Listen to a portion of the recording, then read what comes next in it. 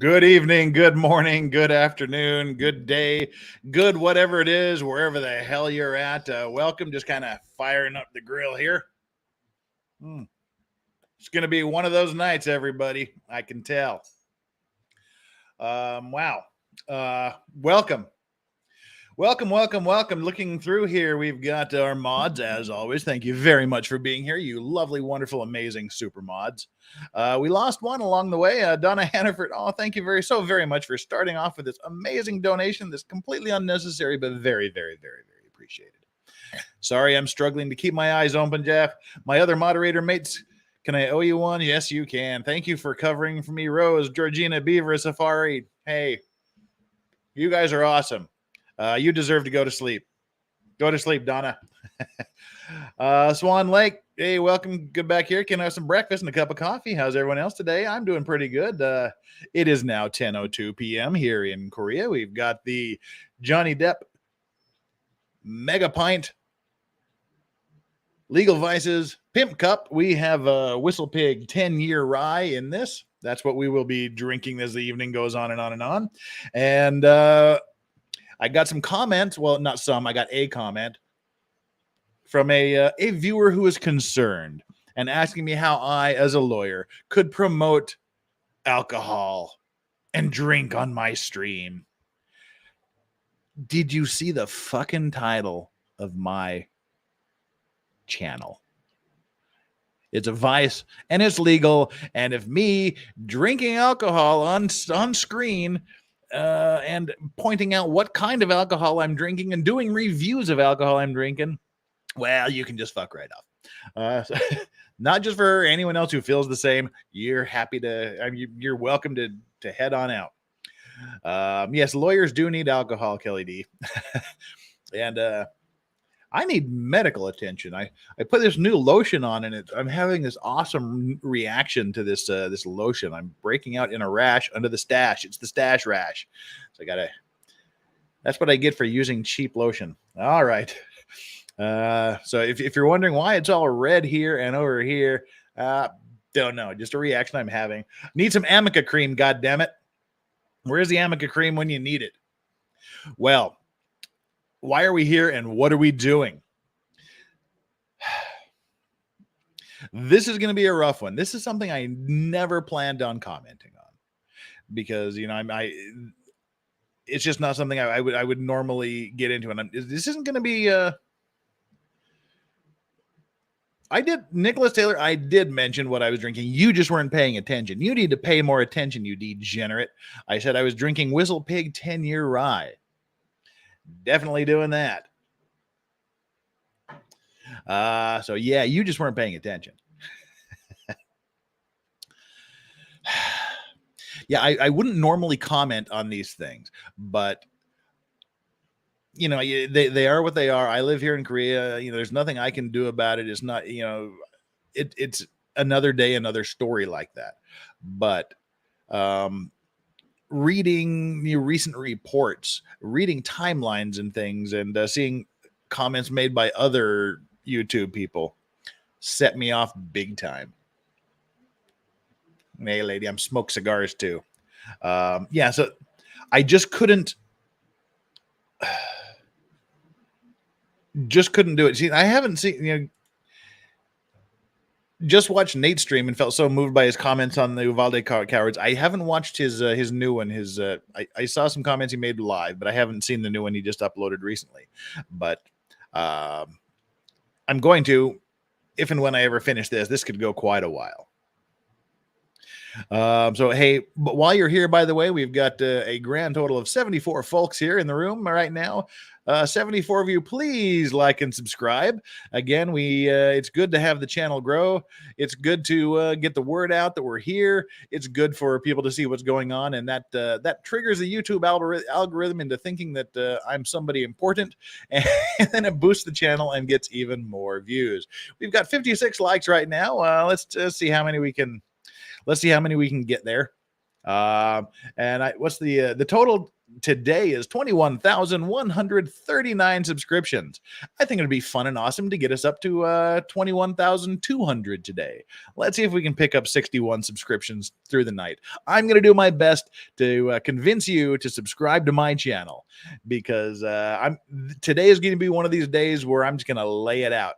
And if you like what you see, make sure you subscribe. If you don't like what you see, then that's fair too, because I have a feeling it's going to get raw and emotional today.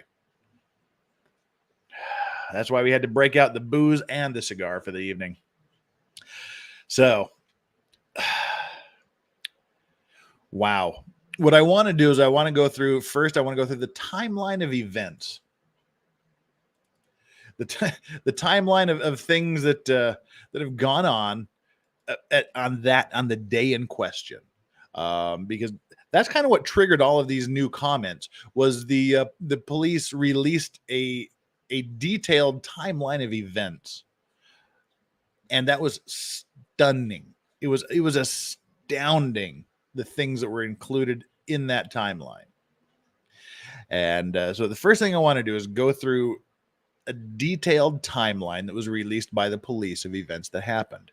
Then I want to look at a couple of articles.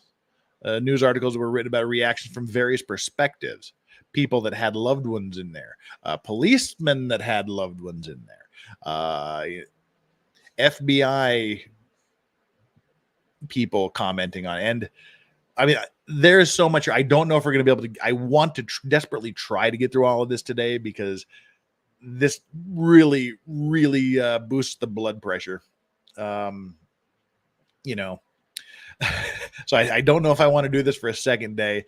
And what'll happen next, the next thing I want to do, just to give you a heads up, would be Saturday noontime, afternoon for Australia, early morning for London. And for those of you in the States, it would be evening to night on Friday night. There's been new interrogation video from the Alec Baldwin shooting. Remember, he was fucking around with a handgun and blasted away the cinematographer and wounding someone else.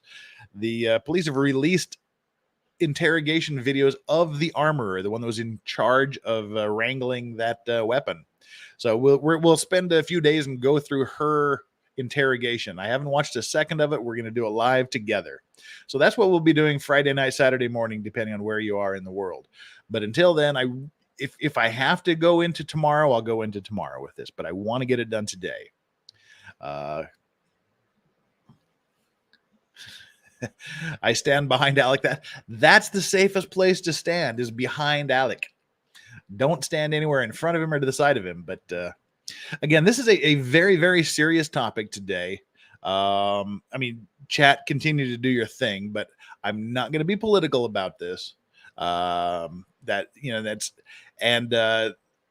It's hard to know what to do here. Some of the the graphics that are being used with pictures of the children, the graves, the memorials. I don't want to get into that. I don't want to post those up here. That's not my thing. I don't feel I have the right to be posting the pictures of the children, the memorials, the graves, the funeral services. That's somewhat sacred ground to me, and I don't think I have to do this. So I'm going to try to avoid that as much as possible. Yeah. Soy Mafia asks, where are the trigger warnings for this one yet? Okay, the trigger warnings that I will give: if you're offended by someone smoking a cigar, fuck off.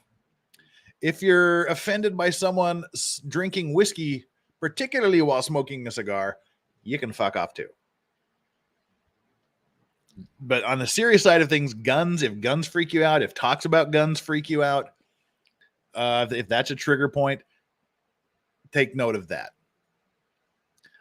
Descriptions of violence, there's going to be a lot of that. Descriptions of shooting and descriptions of children being shot and comments about that. If those are trigger points, act appropriately, act accordingly, in all seriousness. And also a curse word trigger warning, because I have a feeling that there may be some curse words today.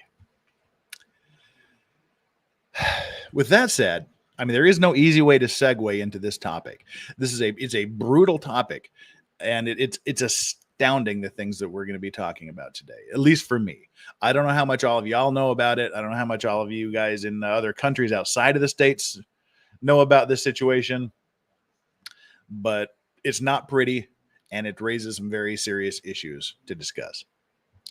So let's bring up the article that has the detailed timeline in it. And again, while we're doing this, please pop on down, hit the like button. If you haven't done so, please subscribe so we can get these subscription numbers up. I'm looking for 61 subscriptions today. We'll see if I earn that. And if you feel so inclined, if there's an important issue you want to talk about, if there's an important question you have for me about it, the best way to make sure I see it is to send over a super chat. That will get my attention. I read all super chats. There's been a few super chats I probably shouldn't have read, but I up to this point, I've read every super chat I've gotten. So that's the best way to get a hold of me. That's the best way to get my attention, is to send over a super chat. I don't beg for the super chat, but I greatly and graciously accept them with absolute thanks and gratitude that you who have hard-earned money in your hands send it off to a goof like me. So I don't solicit them, but I do accept them, and that is the way to get a hold of me. So like, subscribe, hit the notification button, and super chat for the hell of it, or if you have a question that you want to ask or a point that you want made. Now that we've got all of that out of the way, let's go into looking at this article. Wow, this is a big one. Uvalde timeline. The DPS releases activity log, police chatter as they waited outside the classroom of massacre. Again, two important words in that headline. Waited outside.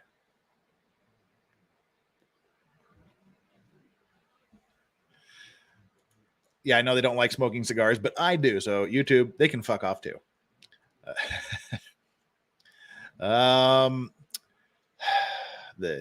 The Texas Department of Public Safety has released a timeline of events around the Robb Elementary School shooting in Uvalde that left 19 children and 2 teachers dead.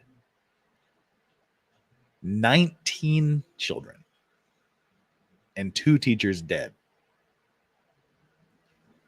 For those of you counting, that involves at least 1 reload.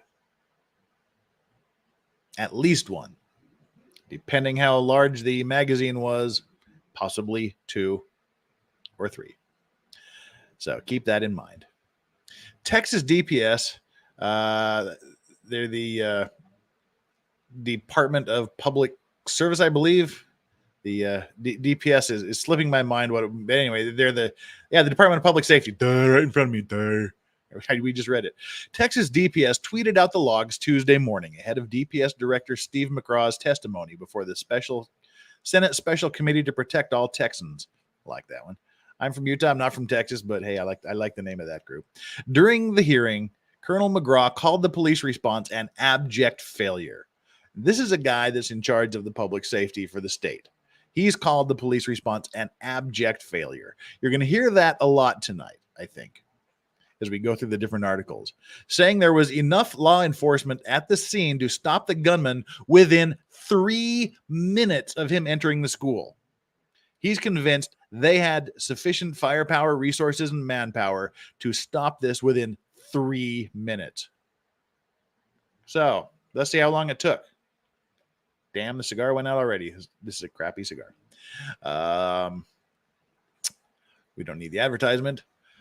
Part of the director's reference material for his testimony was a timeline compiled by various sources, including funeral home footage. And how grisly is that? The building immediately adjacent to the school is a funeral home. That's grisly. Including funeral home footage, school surveillance video, Uvalde Police Department 911 recordings, and phone recordings, and law enforcement body-worn camera footage. So this So this is a timeline compiled from several sources. Kime is saying that he apparently had several 30-round magazines, which is possible. I mean, there's no reason to suspect he was doing things with small magazines, but it could have been. I just don't know. But anyway, be that as it may, Colonel McGraw told the Senate committee that Uvalde ISD Chief Pete Arredondo put the lives of officers above the lives of children. The chief is quoted in the logs as saying, "We've lost 2 kids. The walls are thin. If he starts shooting, we're going to lose more kids." I hate to say we have to put those aside right now. We're going to lose more kids, but we have to put that aside right now. Fuck you. We're starting strong today. That is the most cold, fucking stupid, ridiculous thing. I mean, initially, if you get on the scene and that's the first comment you have, like we think, there's been 2 kids, we think we're done. You need to have some time to assess the situation and get in and do things. This did not happen. This conversation did not occur at the beginning of the incident. We'll get into when exactly this statement was made in the timeline. And we can argue that, hey, the children, we saw the video, maybe some of you saw the video of the police officer that didn't jump off the bridge into the water to save some dude's life, saying that, hey, my life is first. Yes, the police, I mean, if you want to get cold-hearted about it, the police officers do not have an obligation to put themselves in harm's way. They don't have the duty to put their lives at risk. But they do have a duty, as far as I'm concerned, to stop crime. They have a duty to end a crime spree. And you have to balance those 2 things. And, if, again, this is just me pulling stuff out of my ass. If you've got two gangsters, 2 gang members shooting at each other, I could definitely see the police saying, well, let's just see who gets shot first, and then we only have to take one of them out. I can see that. But when you have an active shooter that is murdering children, how do you not, as a human being, put a stop to that? How do you not put a stop to that?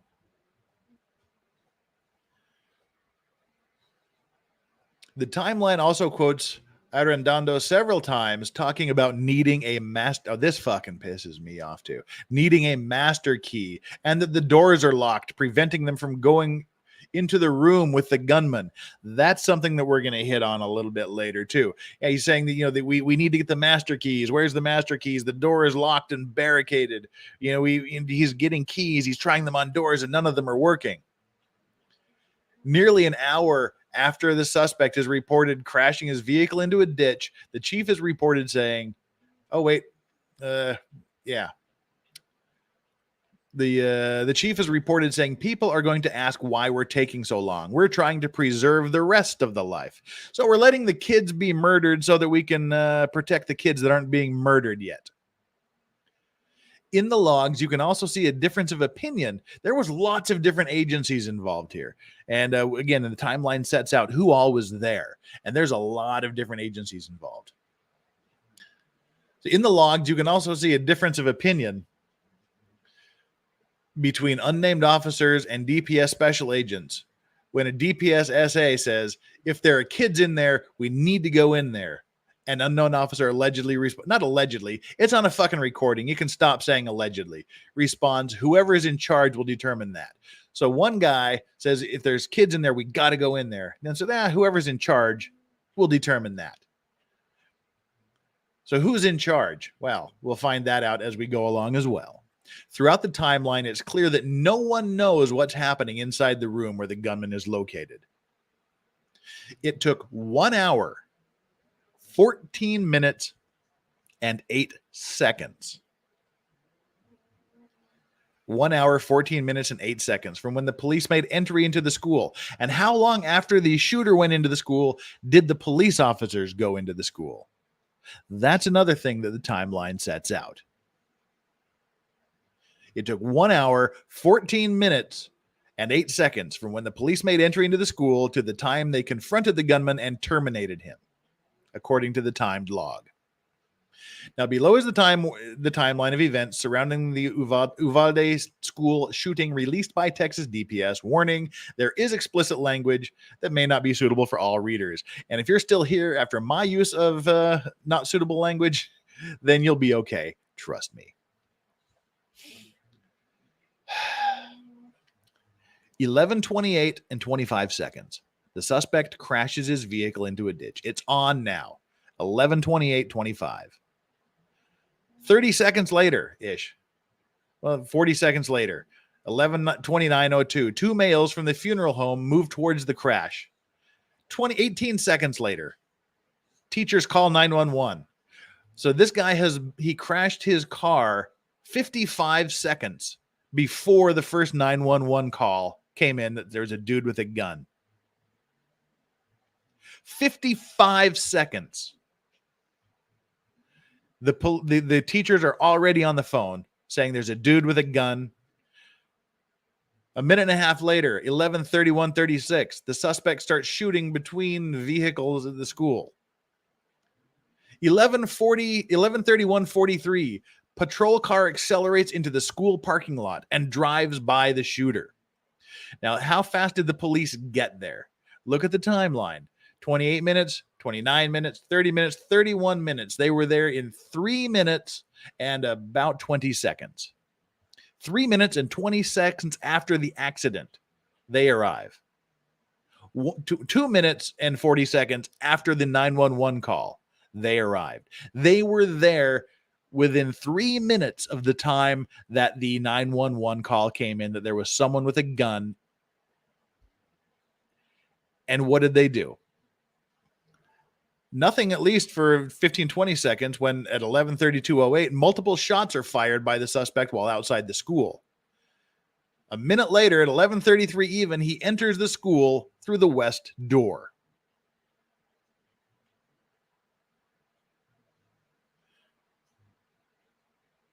So he's in the school now. He's in the school 4 minutes after 5 minutes. He's there in the school 5 minutes after he crashes his car.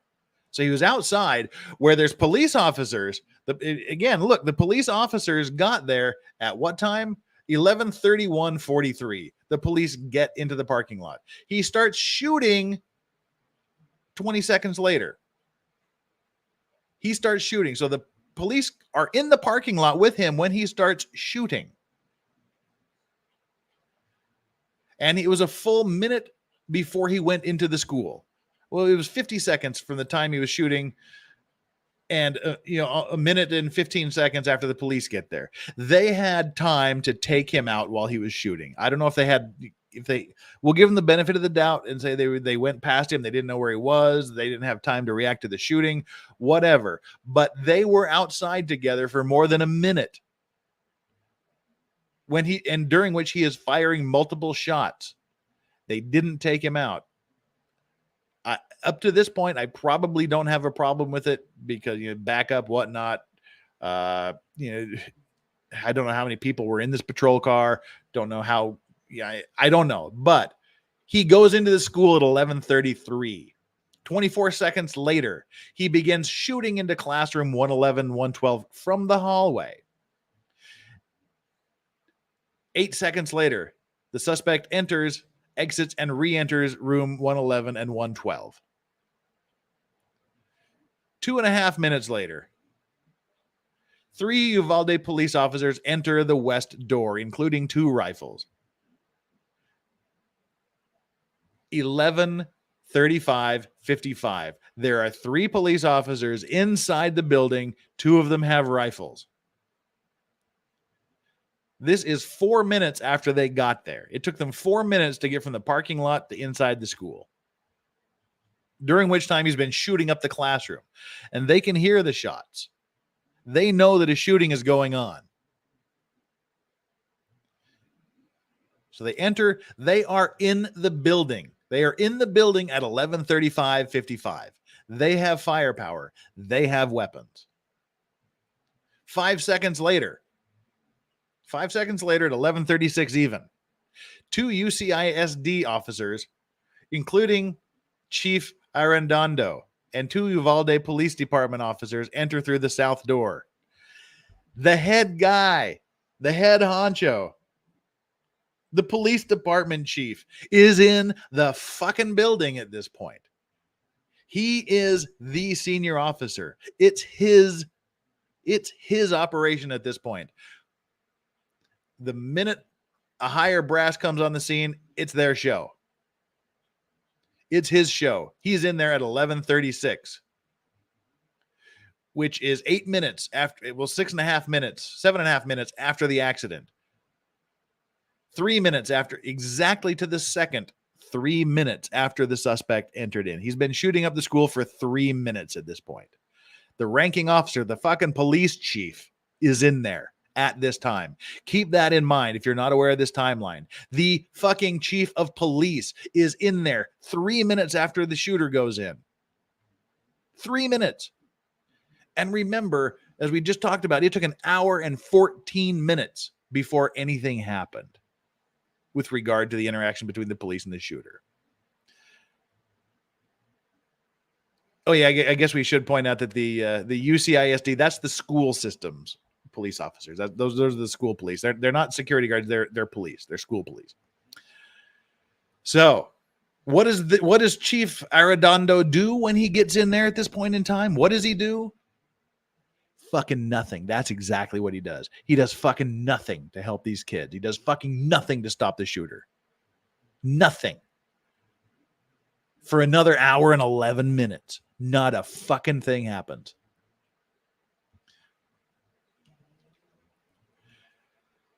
Three seconds later, more cops show up. 3 Uvalde police officers and 1 UCISD officer enter through the west door. So now we've got 3, 6, 7, 8, 9, 10, 11, 12, 13 police officers are in the building 3 minutes after the shooter. One shooter, 13 fucking cops.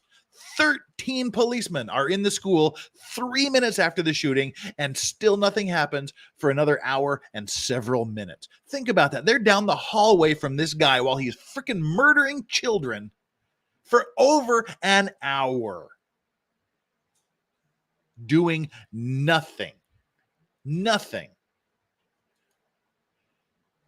Jackie Joe, 15, thank you so much. Imagine being a parent of one of those kids and learning all that stuff. Yeah, we're going to be talking. We're not going to be talking to. We're going to be reading some news articles that involve parents of the children that are inside the school. I mean, seriously, imagine this bullshit going on. They're there in the building 3 minutes after. 13 cops. Nothing happens. Ugh. I mean, that is amazing. And that's just the beginning of this. This is crazy. Let's continue. Again, this is 3 minutes and 3 seconds after the police officer, after the guy walked in the building. There are 13 police officers, heavily armed, at least 2 rifles. Everyone's got a sidearm. Everyone has a pistol. 1 minute later, suspect gunfire injuring officers approaching classroom doors. He is firing and injuring officers. They still do nothing. What does he do? He called the police chief at 1 minute and 30. Okay, we skipped one here. An unknown officer says he's contained in this office. 3.5 minutes after he's shooting again at police officers, Chief Arredondo calls the Uvalde Police Department landline. Okay. 30 seconds later, another gunshot goes off.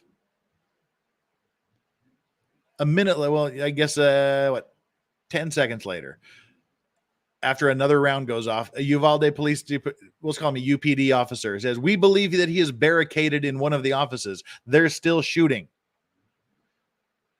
20 seconds later. This is all happening fast, but it's happening over a long period of time. Dispatch, this is where some bullshit starts happening. This right here is where bullshit happens. Quickly, before we get into the high level of bullshit, that police chief, thank you so much, Janie. And that's an awesome little dog. My dogs are on the floor here, just having a big sleep. That police chief wouldn't let them go in. It was an off-duty border. We'll get to this. It was an off-duty border patrol guy that went right past them and went in.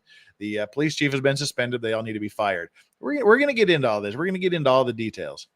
Thank you very much for that super chat. It's deeply appreciated. So let's get into as if there hasn't been enough BS. Let's get into the real bullshit here. The police chief calls the dispatch office. Not sure why. I'd be curious to know why the police chief is calling the dispatcher on a landline. Dispatch asks if the door is locked, to which a UPD officer replies, "I'm not sure, but we have a hooligan to break it." And basically that's like the big forced entry deal that the firemen use to break down doors and things, like the axe with like the big picky thing on the end, and it's it's a big giant breaky thing. So 11:41. It's been 8 minutes since the shooter went in. They don't know if the door is open, but they have the tools to open it in case it is locked. They don't know. Well, it's there. They know they have the equipment to breach the door. It's been 8 minutes since the guy went in. There's 13 officers in there. They don't know if the door is open. They don't know if it's locked. They don't know if it's locked, but they have a way to get in, and they don't. They do fucking nothing again. They do more nothing. 25 seconds later, 4 first responders enter from the east hallway, 2 constables, fire marshal, and UPD officer.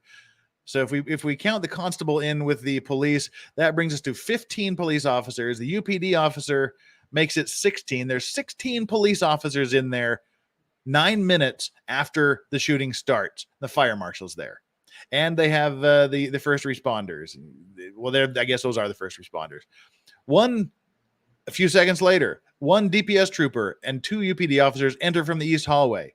What are we up to now? 17, 18 police officers and 1 shooter in 1 room. After 9.5 minutes. 9.5 minutes. 17 police officers, all armed. 1 guy, 1 rifle. But they don't go in. They don't do anything. They stand there. They stand there and listen as 40 seconds later, another gunshot rings out through the school. Imagine being those kids trapped in that goddamn room.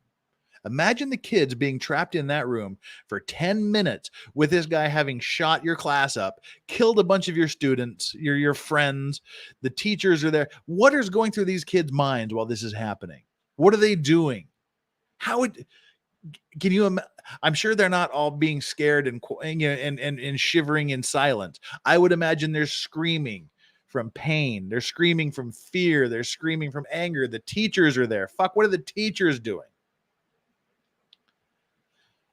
I can't even imagine what would be going on there. And what are these guys doing? There's 17 police officers, at least by my count, standing in the goddamn hallway. They don't even know if the door is locked at this point. But even if it is, they've got the tools to breach. And as we'll see later, there are windows in this school. There are windows in this room. They can see through the windows what this guy is doing if they're looking, if they're trying to find out. They can tell you where he is. They can tell you what direction he's looking. There's no reason you couldn't have a surprise attack on this guy now at this point. Someone outside can distract him. Then all you got to do is say, hey, he's looking out the window. You go through, you take him out. I mean, okay, I'm armchair quarterbacking this here, but I don't see a flaw in that particular plan of action. Try something. Even if it's not that, try something for God's sake. So again, exactly 11 minutes after he walks in, another round is fired. A UPD officer says, have some officers that are available, get everybody back. Yeah, have the officers get everybody back away from the school. Don't have them fucking help out inside.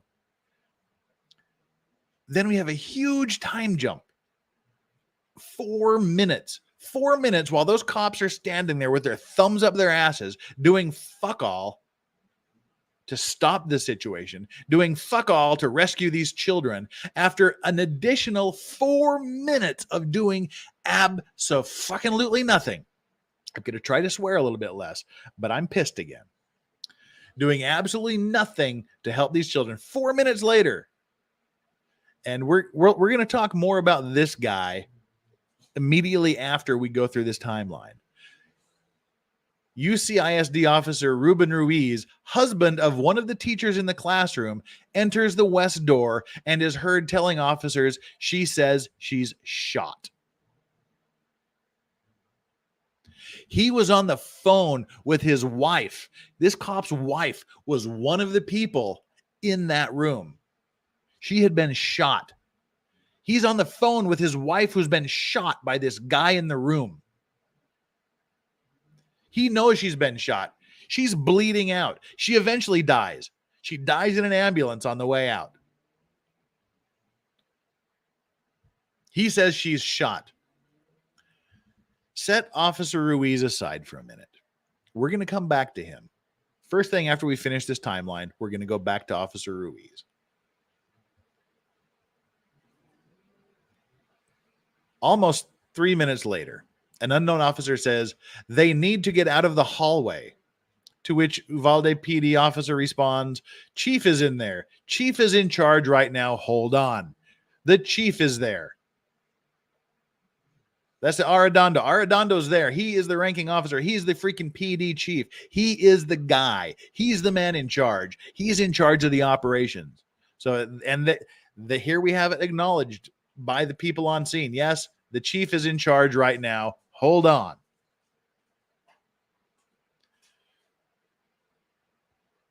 "20 seconds later, 7 Border Patrol agents enter the west door. What are we up to now? We're up to like 4 or 5 different agencies and 21 police officers. We're up to 21 police officers in 21 law enforcement people, that by my count, which could be faulty. We're up to 21 of them.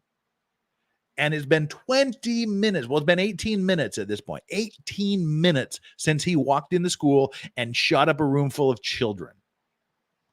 18 minutes. There's 21 police officers in the goddamn school at this point. Nobody goes in. They still don't know if the damn door is even locked yet. They have the tools to breach it if it is locked, but they didn't even try.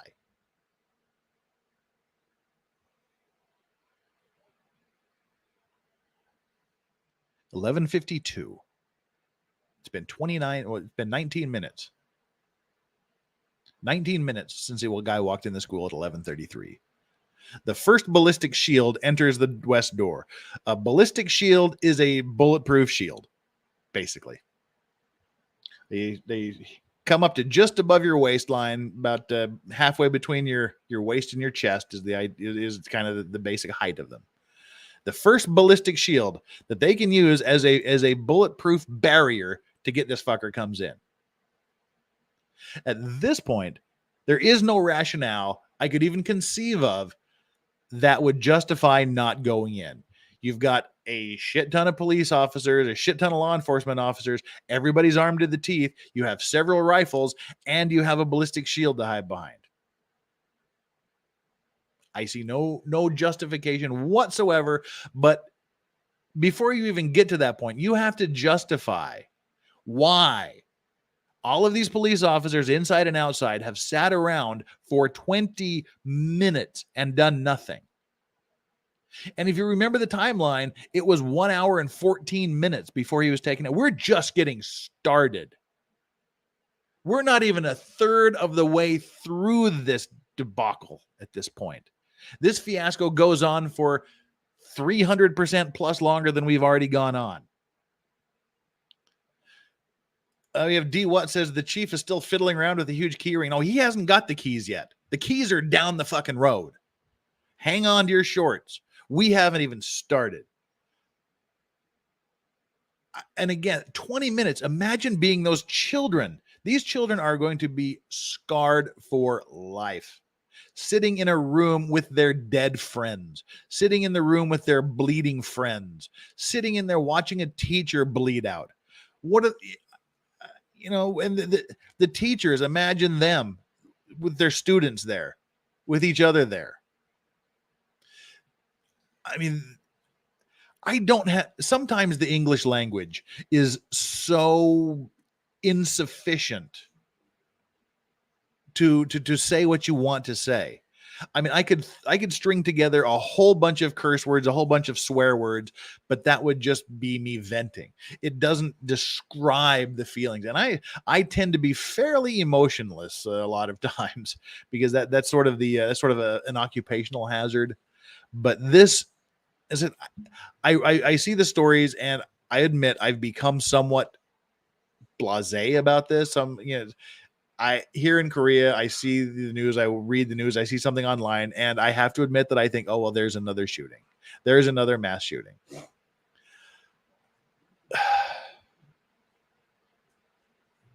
But this got my blood boiling. This enraged me a lot because I can't comprehend this, anything to do with this timeline, let alone how still 20 minutes into this, nothing has happened. Nobody's done a thing to stop this. I mean, think about that. It's not like they've tried several things and failed. They have done nothing. Not a single thing to even try to take him out.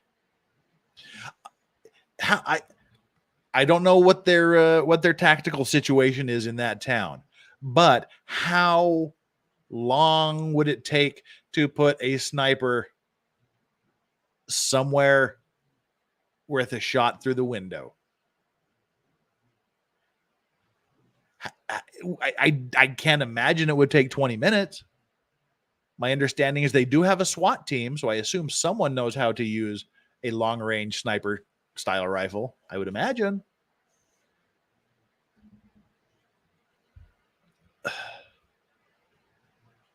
Ugh.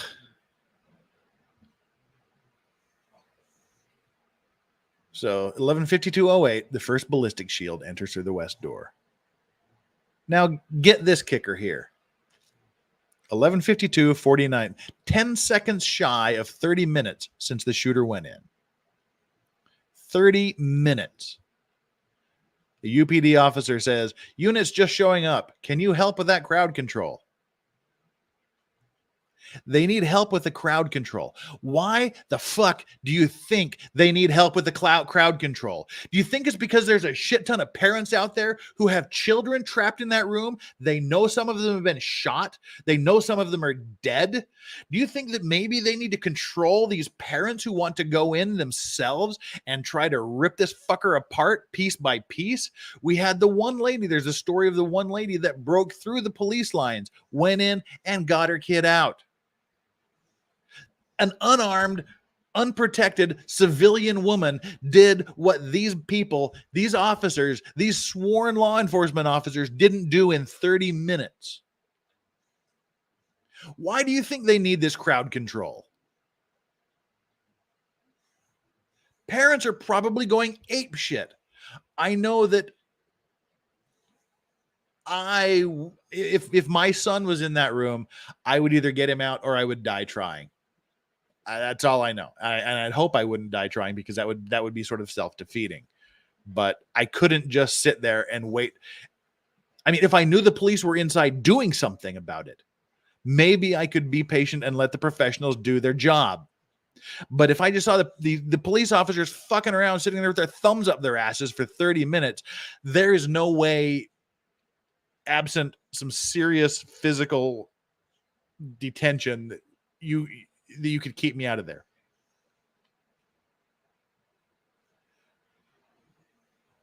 So they ask, instead of doing something, they ask the newly coming police officers to help with crowd control.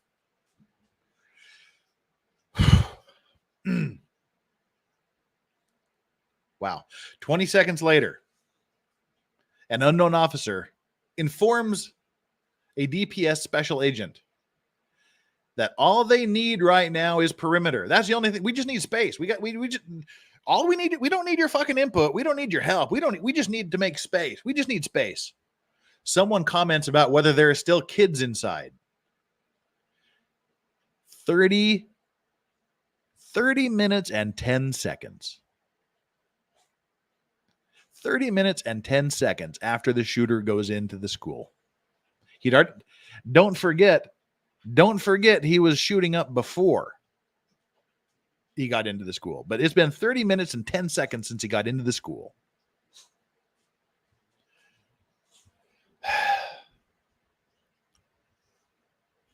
Somebody mentions something about there might still be kids inside. And that's when the DPS special agent says, well, if there is, they just need to go in. This is the DPS special agent after 30 minutes. We're still not even to the halfway point in this.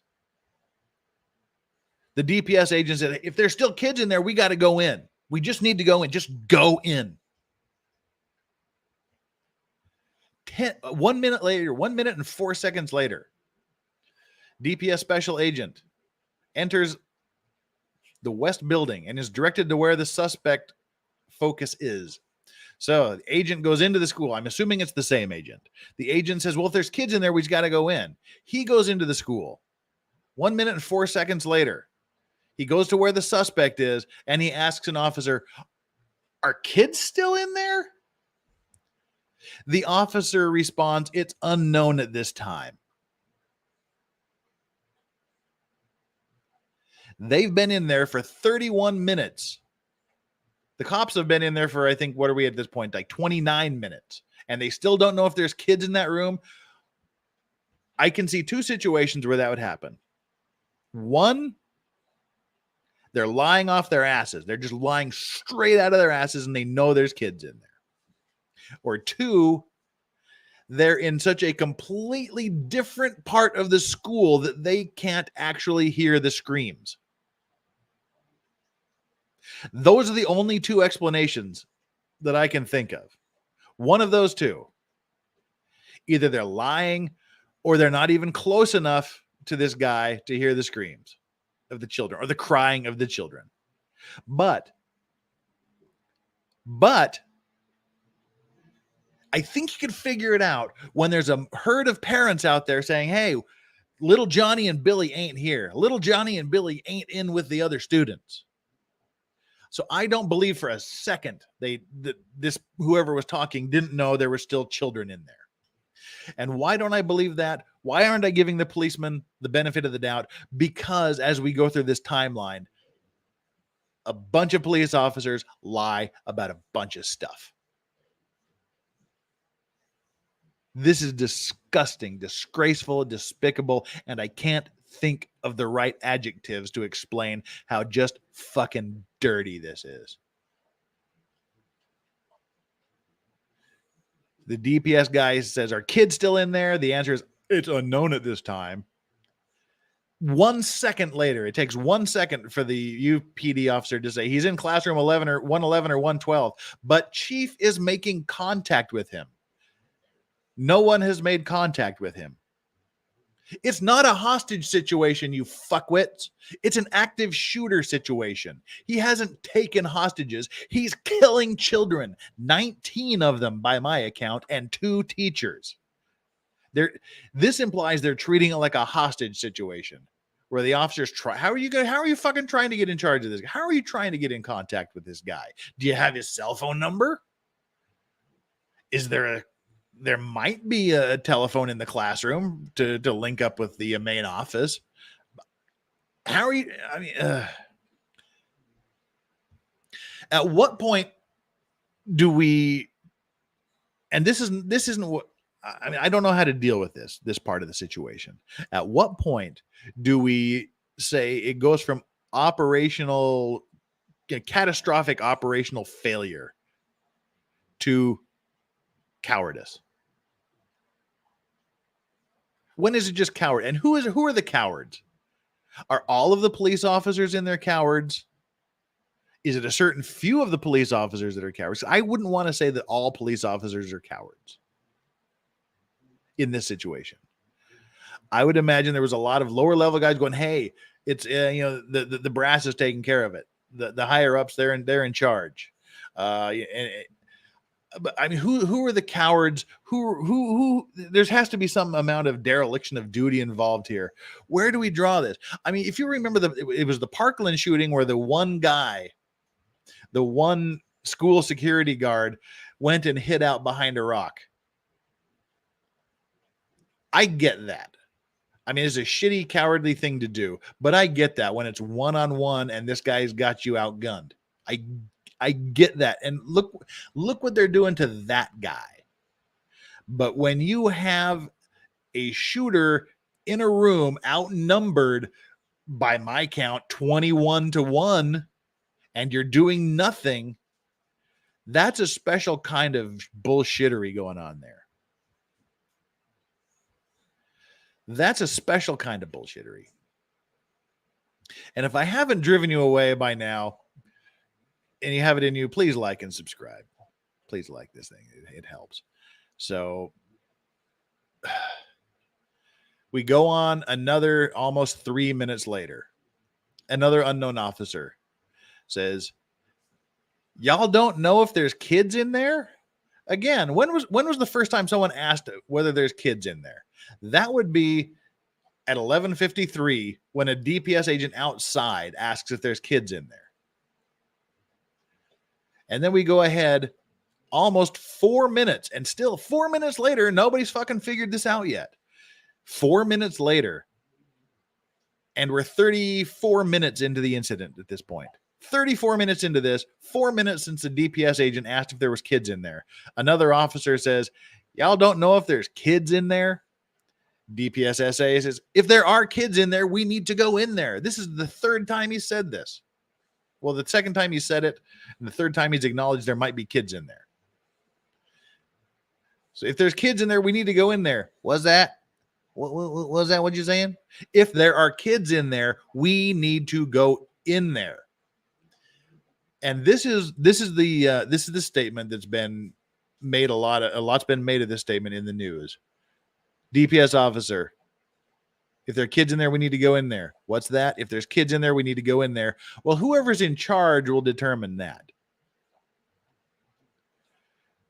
He's saying, "Yeah, that's above my pay grade to make the decision to go in and do it." And again, this is another question.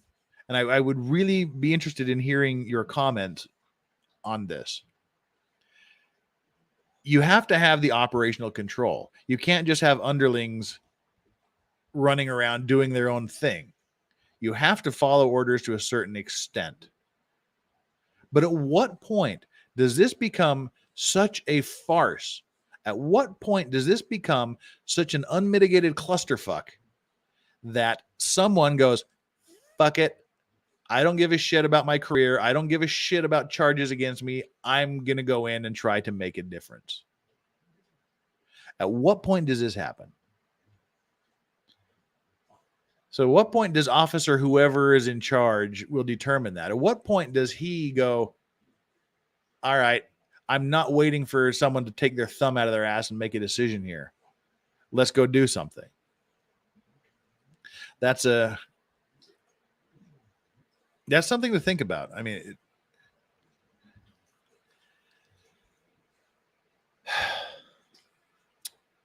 let's continue. So whoever's in charge will determine that. A couple of seconds later, the PD channel recording. Again, it is critical for everybody to let PD take point on this. So this is the police department channel saying, "Everybody else, all you other agencies that are here, we got it. You let us take charge." And the chief is there on site. The chief is in the building doing who knows what the fuck he's doing in there.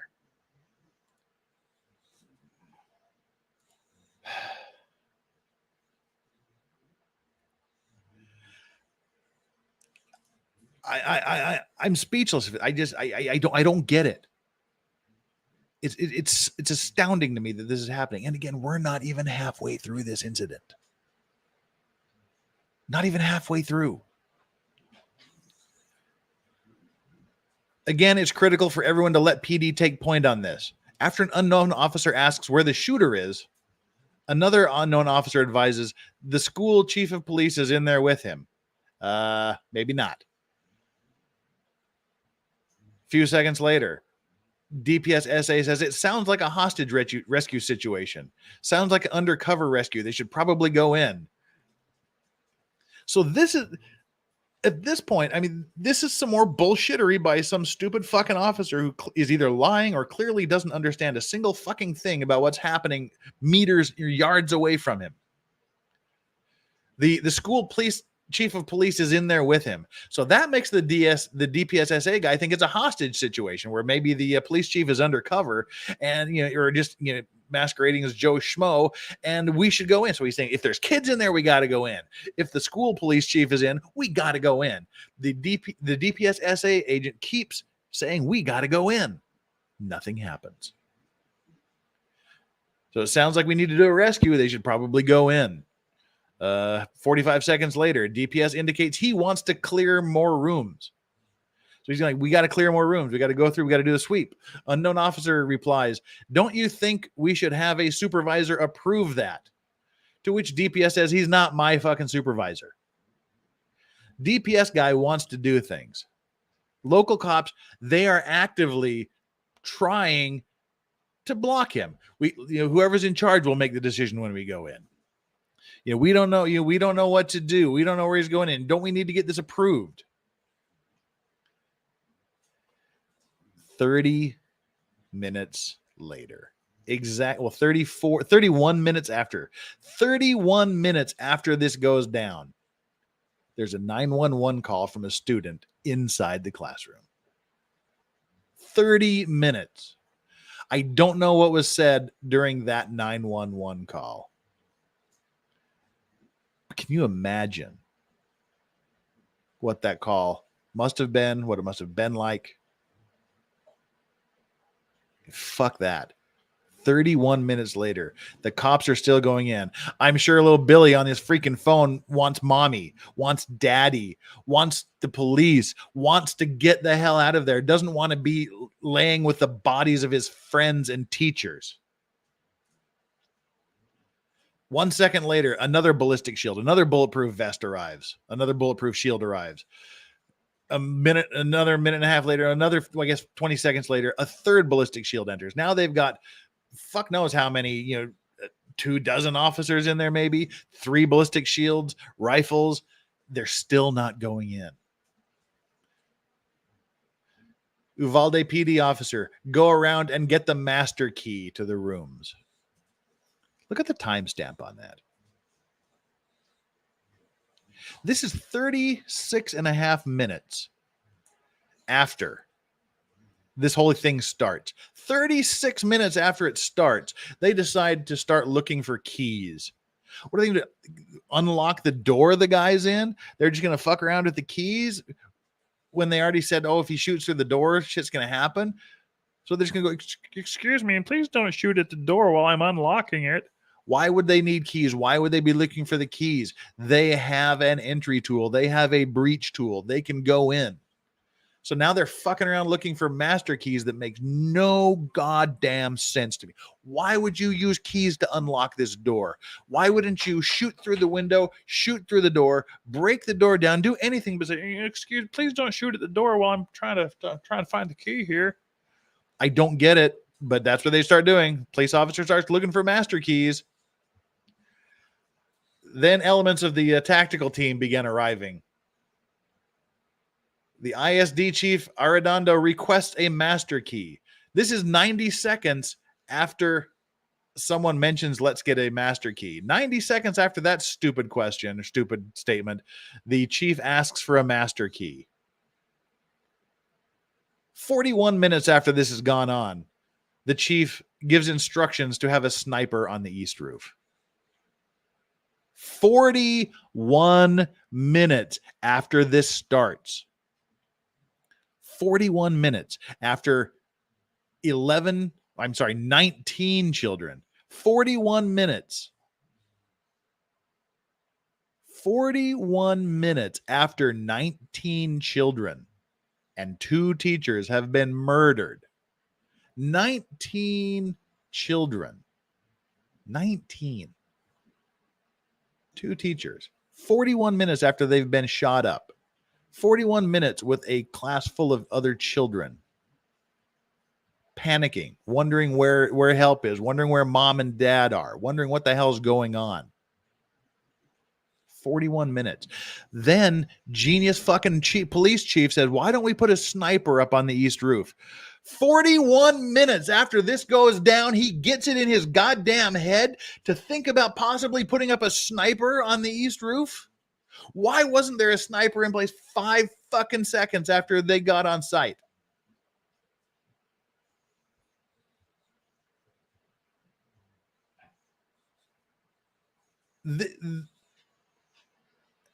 And it doesn't matter what's going on in there. It doesn't matter if you think it's a hostage situation. It doesn't matter if you think the guy is chilled out. It doesn't matter if you think every single child in that room is dead. You have a shot through the window to take this fucker out. You take it. There is no excuse for this. You have to engage this guy.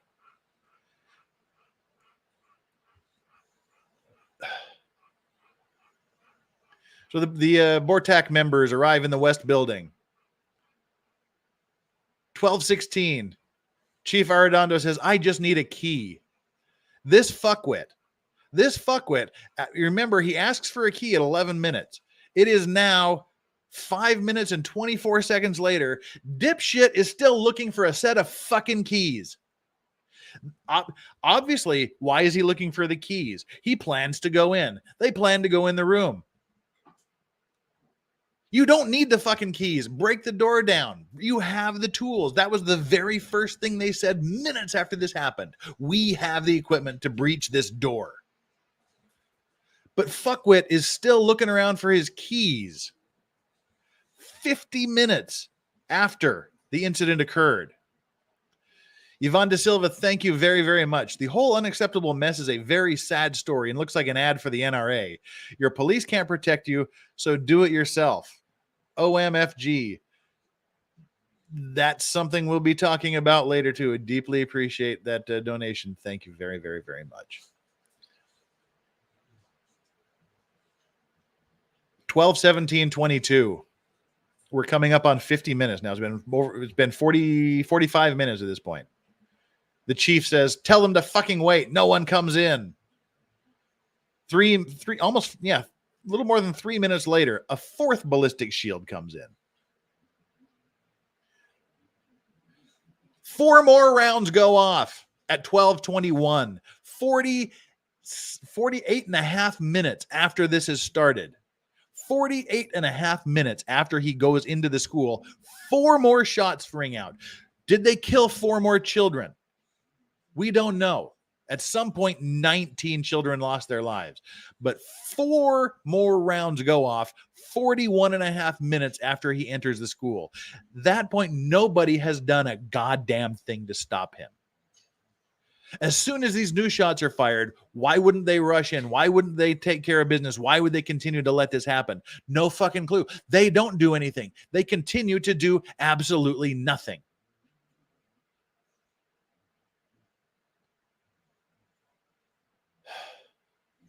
Four more shots go off. Then the police chief says, can you go get a breaching tool, like for a trailer house? They had a goddamn breaching tool at the beginning of this. At the beginning of this. Then the police chief says at 50 minutes and 21 seconds after the shooter went into the school. 50 minutes. We've lost 2 kids. These walls are thin. If he starts shooting, we're going to lose more kids. I hate to say we have to put those to the side right now.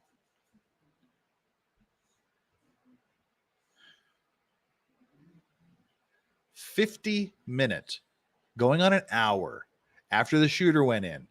We've lost 2 kids, or 19. One of the two. The walls are thin. If you start shooting, we're going to lose more kids.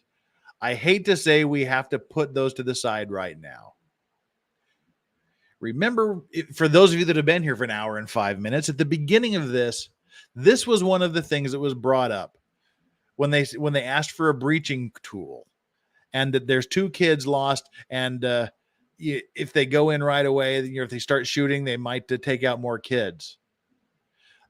That is something you say in the initial few seconds on arriving. That is something you say while you're assessing the situation and determining what to do. That's not a fucking statement you make nearly an hour after the guy went in. We have to put those aside right now.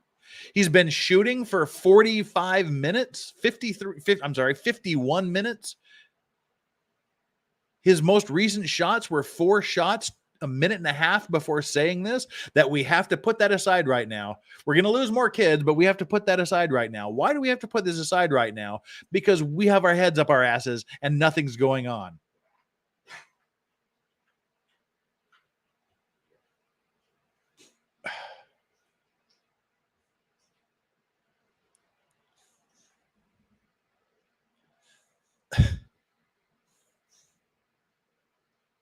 "51 minutes. And the chief attempts to communicate with the suspect in English and Spanish.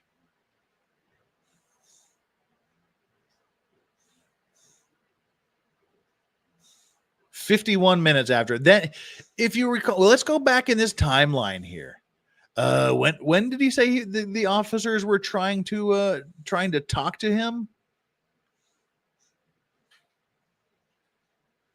Way back here at some point. Yeah, the chief is in charge right now. You need to get everybody back. This was like 20 minutes, still 20 minutes after this happened. They talk about the police chief trying to talk to the guy. Okay, yeah, no, this was 7 minutes after. 7 minutes after, we believe he's in there. This is ridiculous. But no, he doesn't. Apparently, that was a lie as well. And they don't try talking to him until they get to this point. Where we okay? We've got to.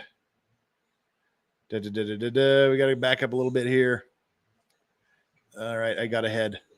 Okay, so still, it's been 51 minutes. That's the first time.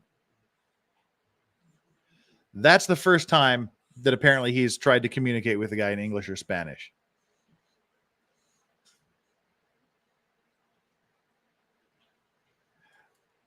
Astounding. Unbelievable, incomprehensible. I just don't have the words for it. 12/26/14. Unknown officers said there's a teacher shot in there, to which a UPD officer says, "I know." Remember, that was Officer Ruiz's wife that he was on the phone with very, very shortly after this started. Very, very shortly after this started, Ruiz got a telephone call from his wife who said, "I'm shot and I'm fucking bleeding out in the classroom." They still talking about, they know there is a wounded teacher in that room with the gunman. They know there are at least 2 children dead. I guess they missed the memo about the other 17, but they know there's dead children. They know there's a wounded there's a wounded teacher in there, and they're still not going in. Why aren't they going in? Well, let's see. At 12:27, Chief Arredondo says people are going to ask why we're taking so long. You fucking think? You think they're going to be asking that? Well, we're trying to preserve the rest of the life. That's his bullshit story, and he's sticking to it. The reason they're not going in is because he doesn't want them to shoot other children. How many children have they shot since you got there and didn't go in? Every one of those is on you. Every one of those is on you, Chief Arredondo. Every single person, every single child, every single teacher that died after you got on scene is on you. You didn't go in, and the story you're coming up with nearly a full hour after this event started. This is your excuse that you're trying to preserve life. How many shots have been fired since you got there? Bullshit. You're a coward. You're a fucking coward. I don't know about the other officers. I don't want to pass judgment on the other officers, but I'm sure 100% you are a fucking coward, Chief Arredondo. No ifs, ands, or buts about it. You're a coward.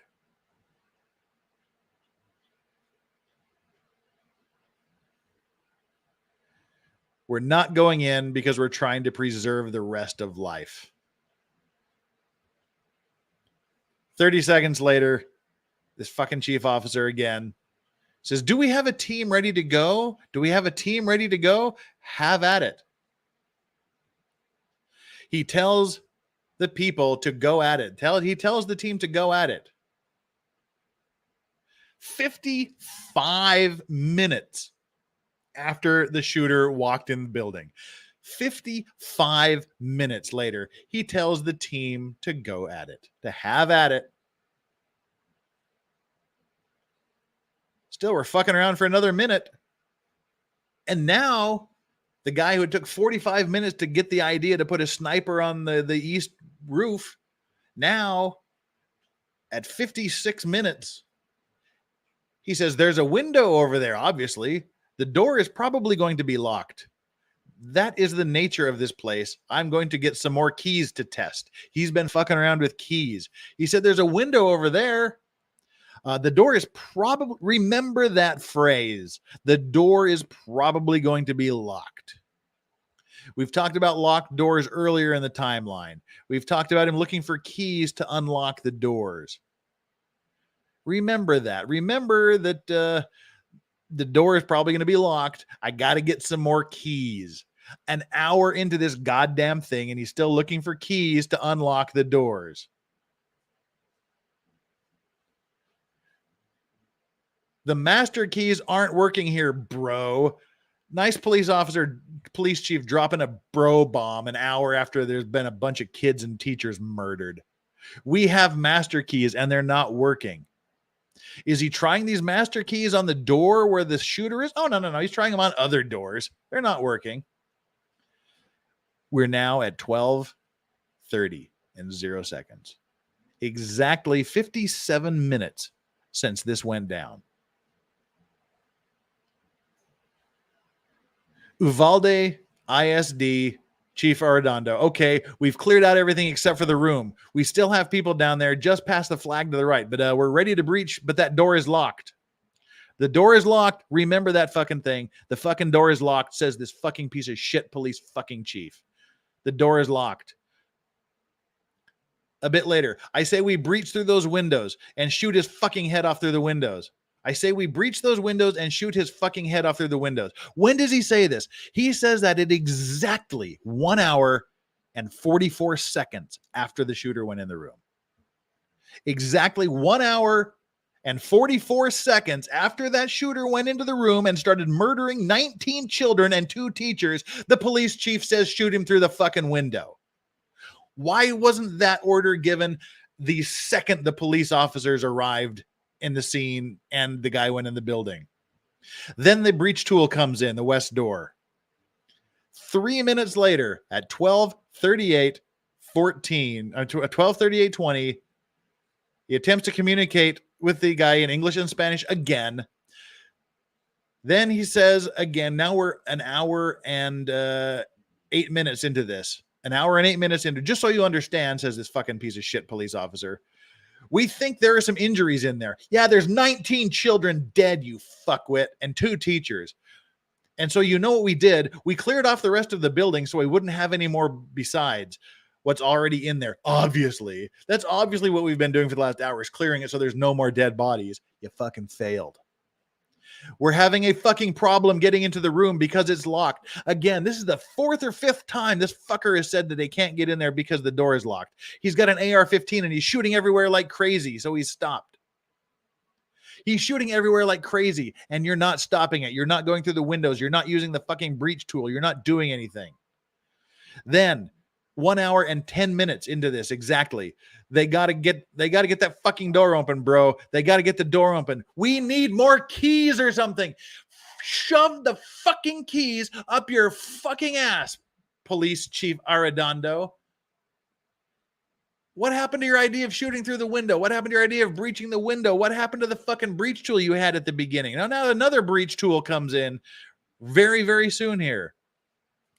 1 hour and 13 minutes into this, he says, if you're all ready to do it, you should do it, but you should distract him out the window.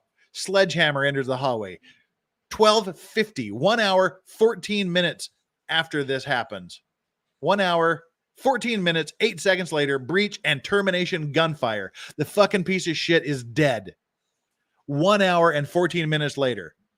Now, okay, put a 1 in the chat if you have been here since I started this stream. Put a 1 in the chat if you've been here the entire time that I've been talking. I'm waiting. Has anybody been here? If you've been here since I started this stream, push 1. Okay, we've got a lot of 1s coming in. You people need a life. Now, I did this on purpose. The length of time it took me to read this stream, to read this timeline, is exactly within a minute or two of how long it took for them to handle this situation. How fucking long have I been sitting here talking? How long have I been talking? Think how fucking long. I've been talking so long that some of you left. I've been talking so long that others of you have come and left. I started this right now, I believe. If I remember the time when I started reading this timeline, was 1 hour and 14 minutes ago. Think about that. This entire time I've been spewing bullshit out of my mouth is exactly how long it took for the police officer to make the decision to go in and take this guy out.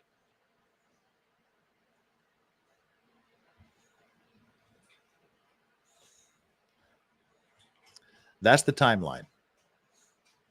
There is no excuse for that.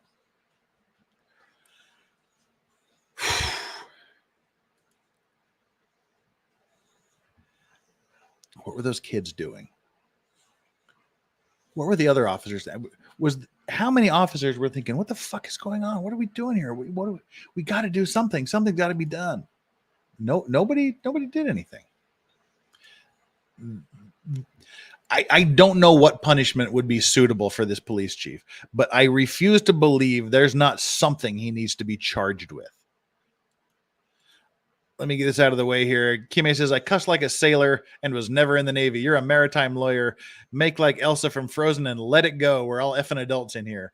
I know we're all effing adults in here, but I'm sure I've probably already sworn enough that YouTube doesn't want to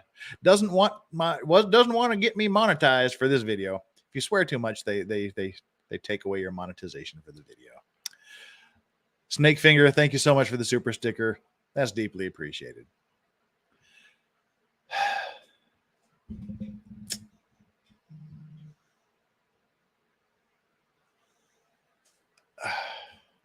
I don't get it.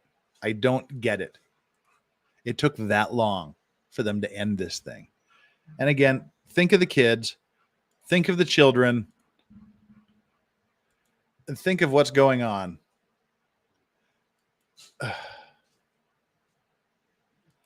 What were they thinking? What was going through their minds? What, mom, dad, police, help me.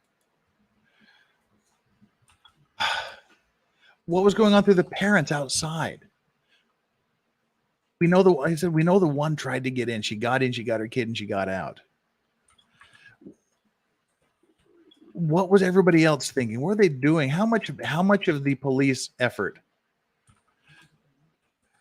went into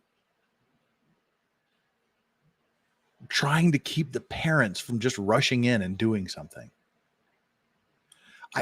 I honest to God can't comprehend this. I can't, even if I try to imagine what would be going on, I couldn't. I just can't. I can't wrap my head around it. What anybody involved in this was thinking, other than the officer that was saying, we got to just go in. No matter what the hell's going on in there, we need to get in. Let me bring up this next article. Okay.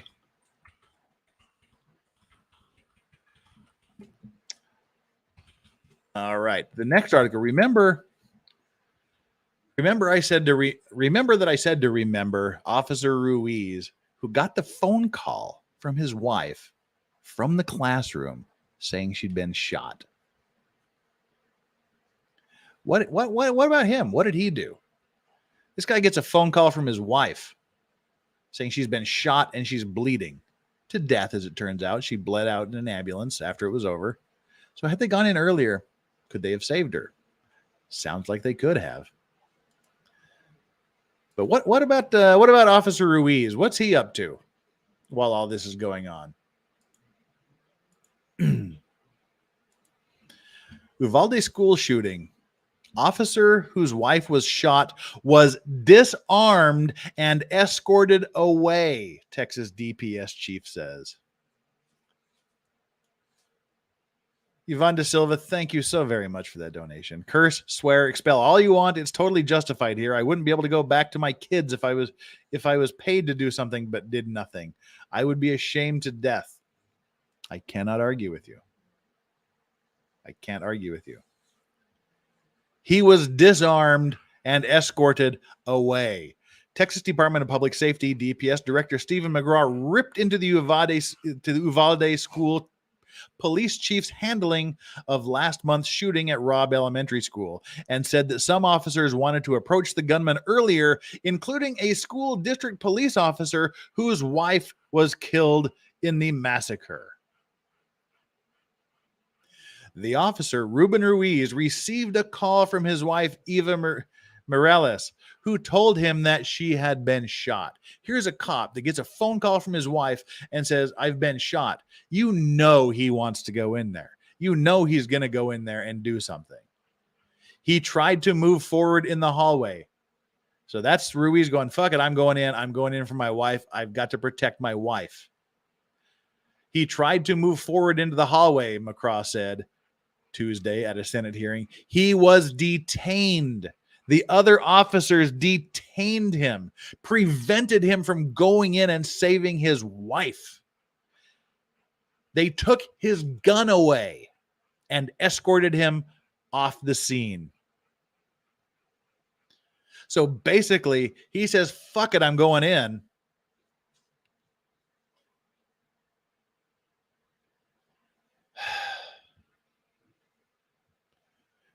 He says, I got to go in. The other police officers detain him, take him away, and take his gun. They detain him, basically. So he can't go in. So he can't do anything. They take him away from the scene. They take him away from his wife who's bleeding to death in the classroom. That's wrong. I mean, that's just dirty. They take him away from the scene. They take his gun away. They detain him while his wife is begging for help on a telephone call, bleeding out down the hallway. Shame on you. This is her. While McGraw criticized the school police chief, Pete Arredondo, for not confronting the gunman sooner, several Texas state senators pressed McGraw on why DPS officers didn't take charge at the scene. He said, I appear to be hypercritical of the on-scene commander, and I don't mean to be, but facts are the facts. Mistakes were made. It should never have happened that way, McCraw said Tuesday at the Texas State Capitol, accusing Arredondo of placing the lives of officers before the lives of children. Again, police officers don't have a duty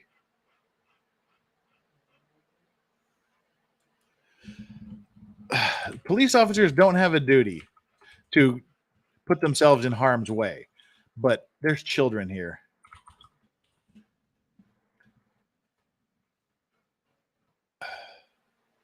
There's children here. At what point do you do it for the children?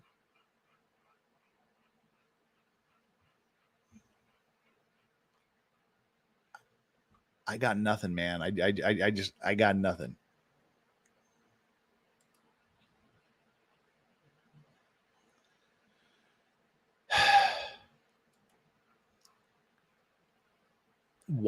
I can't comprehend going, oh, I'm going to be a little bitch and a coward. We've only got 21 police officers in here, all armed, some with rifles, 4 ballistic shields, open, windows with visibility. We have all this, but we're not going in. Fucking cowards. At least the top dog's a fucking coward for not ordering anything. Law enforcement officials released most detailed timeline. Yeah, that's what we just went through, which left 19 children and 2 adults dead.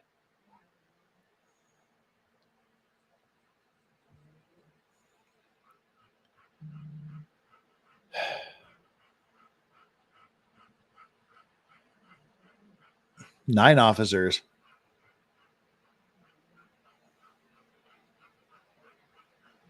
Nine officers, including at least 2 with rifles, entered the school at 11:36.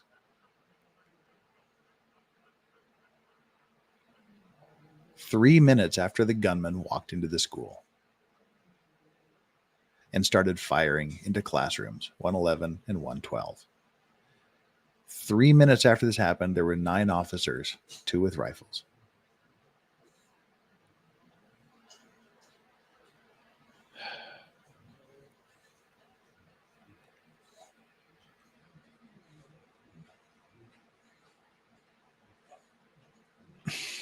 Additional officers arrived with the first ballistic shield at 11:52.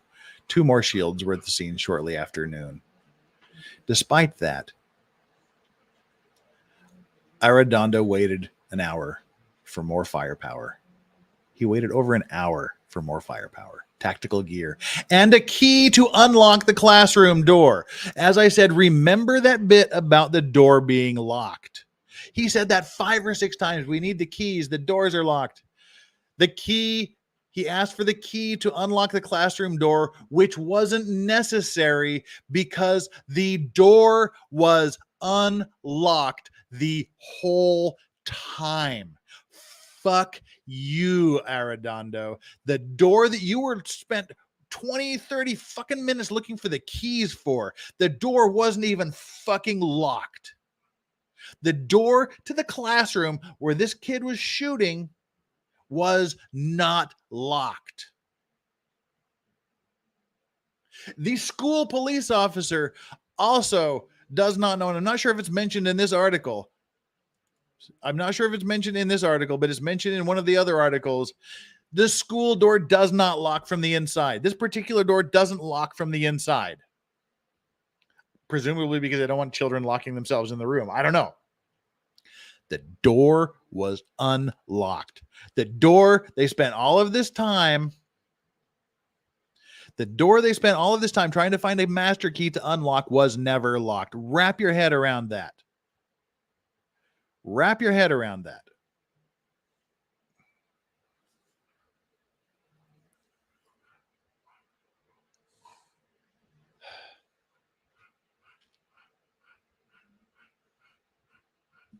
The door wasn't locked. The entire time, they could have just swung the door open, shot the fucker in the head, and been done with it.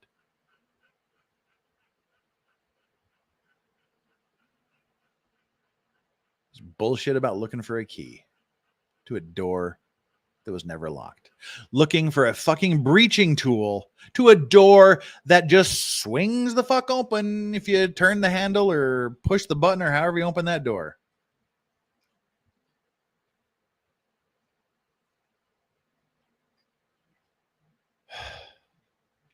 Multiple DPS agents and officers arrived at the scene within minutes of the shooting.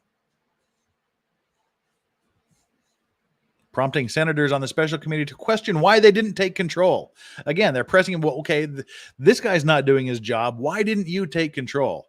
So when you go into this situation, lives are at stake. Within 5 to 10 minutes, you know what's going on. You know that whoever is in charge is not making the right decisions. You've got to take over and take command of the situation, says State Senator Juan Chui Hinoyosa said Tuesday. So he's saying he's being critical of the DPS guy, saying, well, why didn't you take over? McGraw responded that the on-scene commander is the ranking official that has the jurisdiction. Ranking official is the ranking official. That's by practice and doctrine, McGraw said. The sheriff and the chief of police of the Uvalde Police Department are also deferred and said, yes, he is the on-scene commander. You remember they said the PD chief is the guy in charge. Everyone on the scene agreed that guy was going to be in charge.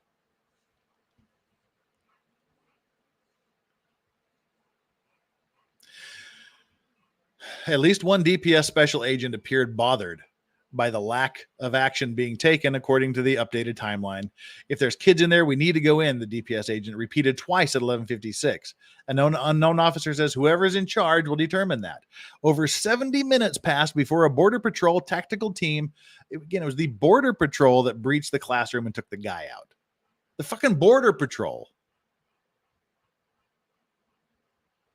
A delay that McGraw called an abject failure. 3 minutes after the suspect entered the West Building, there was a sufficient number of armed officers wearing body armor to isolate, distract, and neutralize the subject. The only thing stopping a hallway of dedicated officers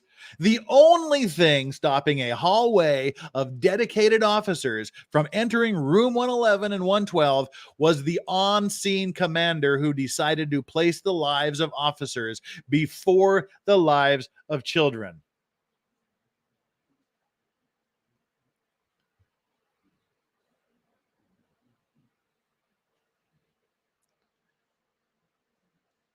Arredondo in his only public comment. By the way, he didn't go to the town council or the committee hearing, or he didn't attend. I wonder why. Arredondo in his only public comment since the shooting told the Texas Tribune that he didn't consider himself the on-scene commander. Everyone else there considered you the fucking on-scene commander because you're the ranking official with jurisdiction over it. Of course you're who else is going to be the fucking commander? Somebody underneath you? I don't think so. That's bullshit. If you didn't think you're the on-site commander, you shouldn't be a police chief. Go fuck yourself. Seriously. I didn't issue any orders. Well, that's obvious. It's clear you didn't issue any orders until an hour later when you said, have at it. 1 hour and 10 minutes, hour and 14 minutes later. Bullshit. I called for assistance and asked for an extraction tool to open the door. When did you ask for that extraction tool? More than an hour and 10 minutes after this shit started to go down. That's when you asked for the extraction tool?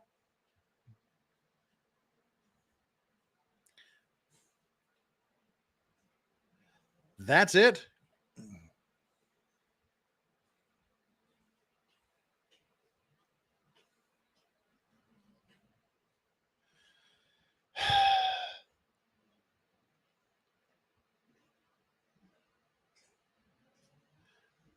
That's the end of that article. This is the point of that article is Mr. Ruiz's wife on the phone saying, I've been shot. He wants to go in. They take his gun away. They detain him and they take him off scene. Disgusting. Just disgusting.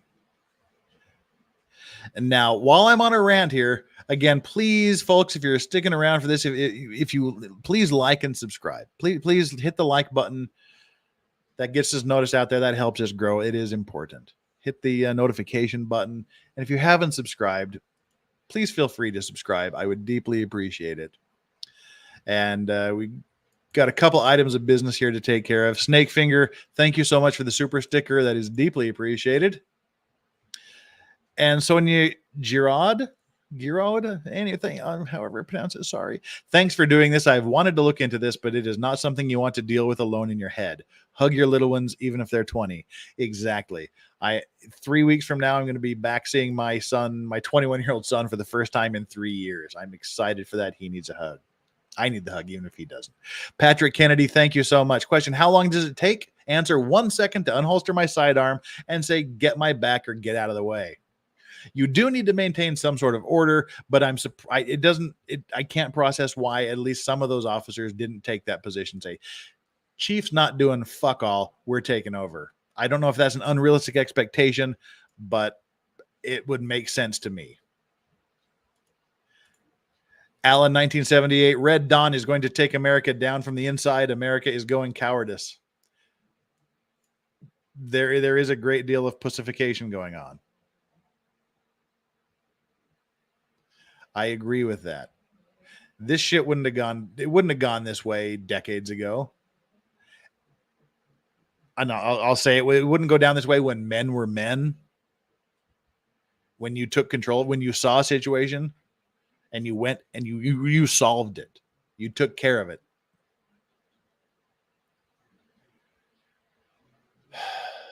Rage. I have a lot of rage right now. Apple Pie says thank you. Happy belated Father's Day. Thank you. Thank you very much. Deeply appreciated. OG Ghost says, listen, folks, from a combat veteran who has suffered with PTSD since 2009 for following cowardly orders, sometimes you have to go against orders. No amount of money of status is above your lifelong. And whatever you put there, I agree. Whatever you were going to put after lifelong, I agree with.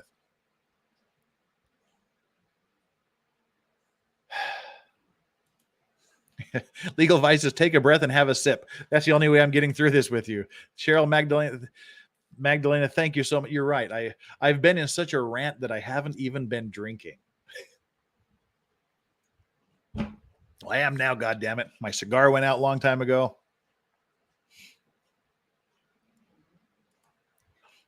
Now, while I'm still on this rant, we've got, did we have this thing? Oh, yeah. We've taken care of all of the backlog of super chats and super stickers and things. I just wanted to, I've been watching the chat. Knock the shit off that's going on in there. Don't say a word about it anymore. You know who you are. You just, everyone stop fucking arguing with each other because I'm really not in the fucking mood for it tonight. I'm not blaming anyone. I'm not saying anything. I'm just saying, you know who you are. De-escalate everybody that has a bee up their ass about something.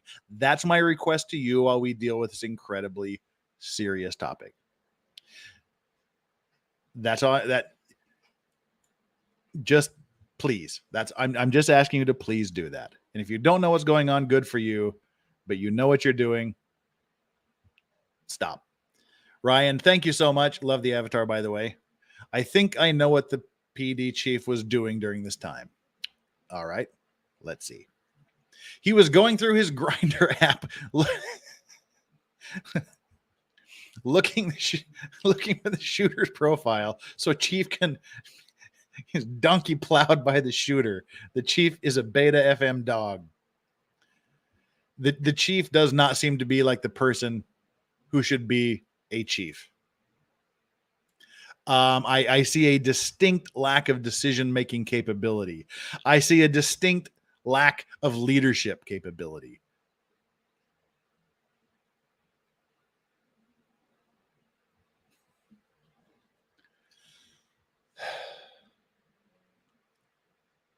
How do you take away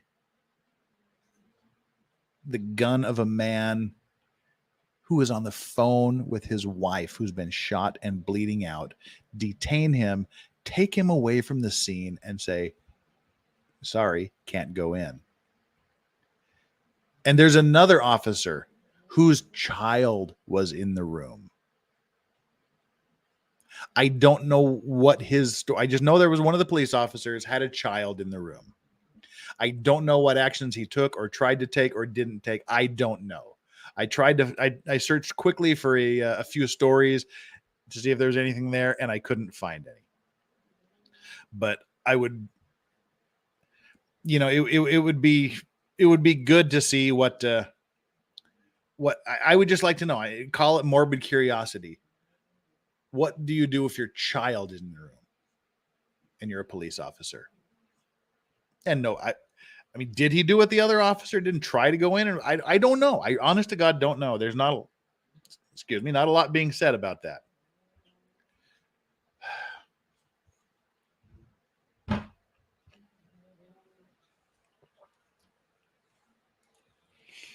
I think the chief says, Pumpkin Escobar, the chief was legit scared and not prepared to deal with this.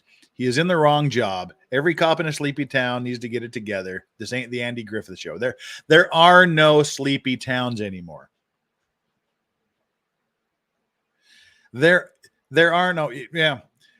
Cheryl Magdalena says, legal advice. I heard one of the teacher's husband died the following day from a heart attack. That's the next article. Yeah, there are no sleepy towns anymore. My little fucking cow town that I'm from,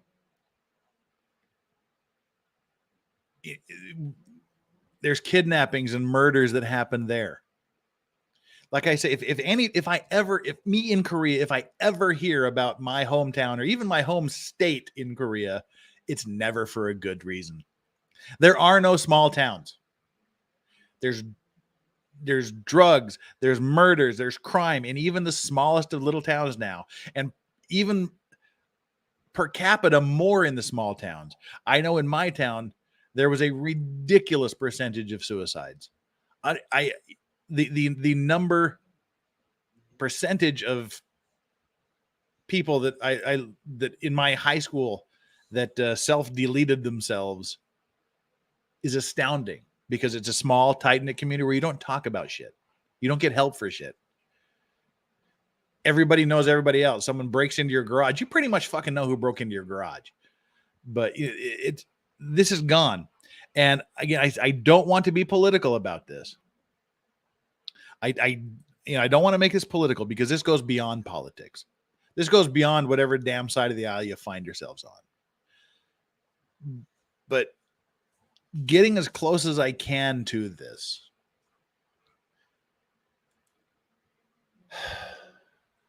how do I, I'm just going to go in, and again, I don't mean this in a political way, but the arguments are, we don't need weaponry because the police will take care of us. We have a police force. We have a paid, trained, well-armed police force to take care of us. Tell that to the parents of the 19 children. Tell that to the parents, spouses, and children of the 2 teachers. Are you going to rely on the police? I don't want to rely on. I don't want to sit around fucking wait for the police, because when the police show up, what are the chances they're going to be like this fuckwit and the other 20, 30, 40, 50 fucking fuckwits that were there with him at this time? These are the people that you're relying on to protect you. And what do? They take away your arms and move you off the scene. They hold you back. They dedicate a portion of the team to keeping parents out. They don't go in. They sit around with their thumbs up their ass for an hour and 14 minutes. It's like if you watch UFC, it's like Dana White always says, don't leave it up to the referees. Don't leave this up to the police. You got to take care of yourself first. And I don't want this to be a Second Amendment debate, a right to bear arms debate. That's not what it is. It goes beyond that. It goes beyond, can we trust the people that are sworn to protect and serve us to actually fucking protect and serve us? I don't know. Think about yourselves right now. If you got on the phone right now to the police and called them and said you were in some extreme emergency situation, how long would it take them to get there? I don't know. Is it worth your life? Is it worth your children's lives to rely on this?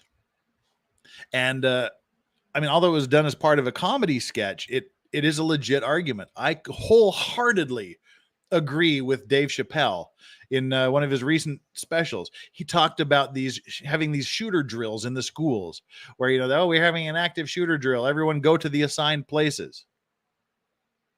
I think those are fucking bullshit. These shooter training things, it traumatizes the children without a doubt. Don't be afraid. Never be afraid. Be educated and have a plan. That's what you need. You need that more than fear. You need a plan. You need reason. You need practice. You need a logic. You need these things.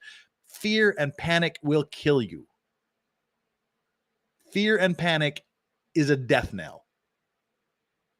If you have these shooter drills, you traumatize the children, I believe. You make them scared every day of their life this is going to go down rather than be prepared. And what do you do? It's like Dave Chappelle said. When you have these shooter drills where they're telling all of the children where to meet, who else is listening to this? The fucking psycho kid that's going to go crazy and start shooting. So you're telling the shooter where everybody's going to be. You're telling him where his target-rich environment is going to be. That's why I cannot get behind these live shooter drills. Because you're telling the people, at least one of the kids is going to be the one that's going to be the shooter. You're telling them where all the kids are going to be and where they're all going to go. Plus, you're scaring the shit out of the kids, especially if they're younger.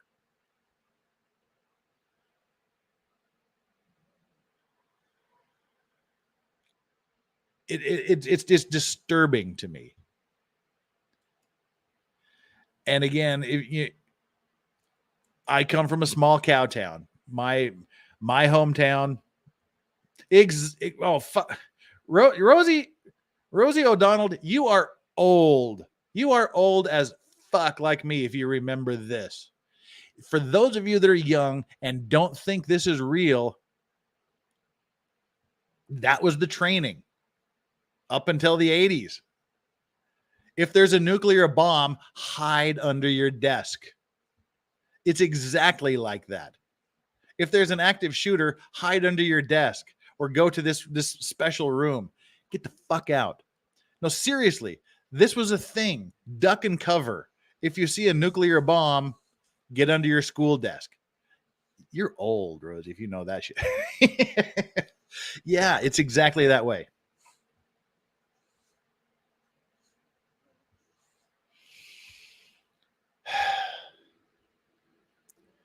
All right, let's move on to the next article here.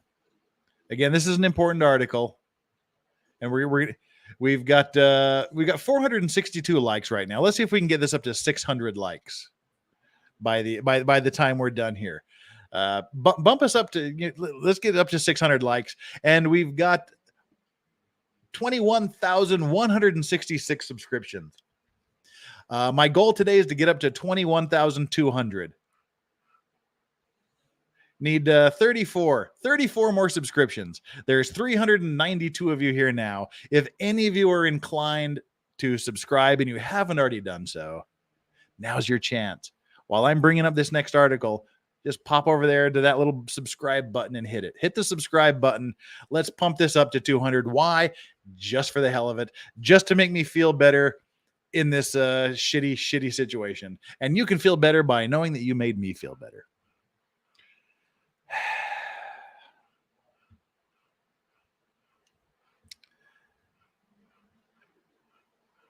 All right, let's bring up this next article. Fuck this shit. Seriously, man.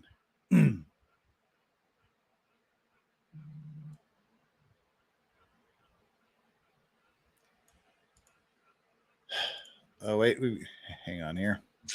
Let me pop out of this real quick.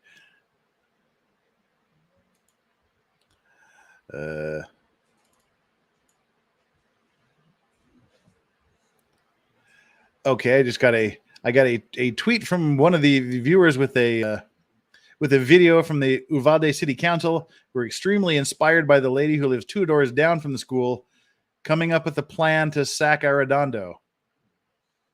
No leave of absence. If he misses one more meeting, he's out.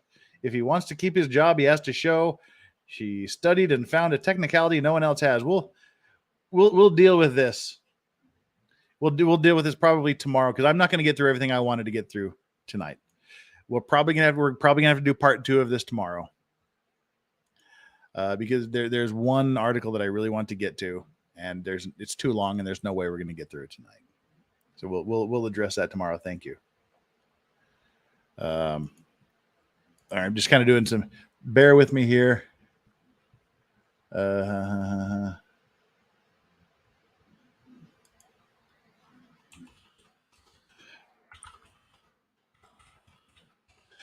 One more thing. Send a quick message. Sorry.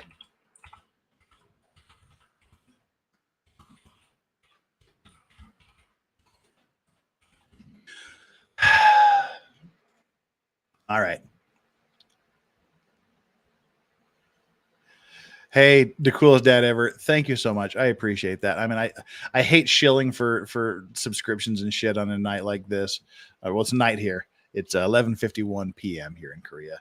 The stash is getting out of control. I'm getting grumpy and angry. But this, again, I didn't even want to look at this. Again, I wrote it off as just another one of these things. And then I started reading the timeline. And then it just got me pissed. And then I looked at a couple of other YouTuber comments and it got me more pissed. And I just had to get it out. So I appreciate those of you that are sticking through this. I just want to go through one more article. Then we can have a couple more comments and we'll call it good. And then we'll do a part 2 tomorrow. It's Friday night. I got nothing better to do. But let's get through this last article. See if we can get 90 more likes. We've got 510 likes. Like it. Let the YouTube gods know that we won't be suppressed. We're going to keep talking about these controversial topics.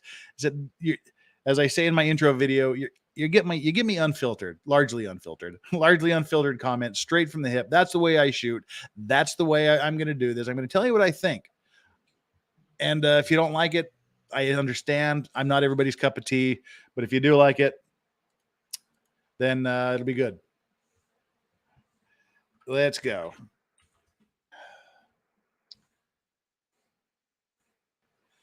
Deep breaths. Here we go.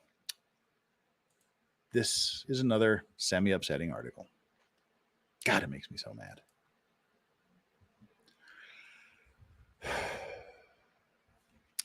Uvalde school gunman could have been neutralized in 3 minutes, and police did not check the door was locked, says the Texas safety officer. This hits some of the points that we've been hitting, but in a little more detail. The police commander outside Robb Elementary School put the lives of officers before the lives of children, say Texas public safety boss. Let's watch the video. There's compelling evidence that the law enforcement response to the attack at Robb Elementary was an abject failure and antithetical to everything we've learned over the last 2 decades since the Columbine massacre.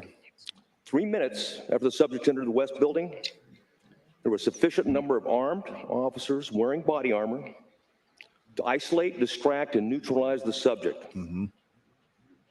The only thing stopping a hallway of dedicated officers from entering room 111 and 112 was the on-scene commander, who decided to place the lives of officers before the lives of children. The officers had weapons, the children had none. The officers had body armor, the children had none. The officers had training, the subject had none. 1 hour, 14 minutes, and 8 seconds.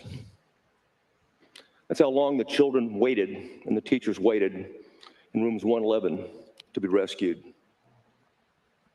And while they waited, the on-scene commander waited for a radio and rifles. Then he waited for shields. Then he waited for SWAT. Lastly, he waited for a key that was never needed. The post-Columbine doctrine is clear and compelling and unambiguous. Stop the killing, stop the dying. You can't do the former unless you can't do the latter unless you do the former.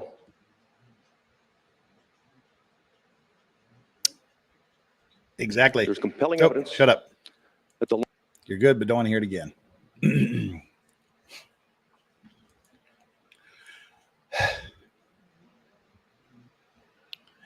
There were enough armed police to stop the Uvalde gunman 3 minutes after he entered the school. An hour and 14 minutes and 8 seconds it took. Steve McGraw, director of the Texas Department of Public Safety, called the response an abject failure with terrible decisions made by the on-site commander.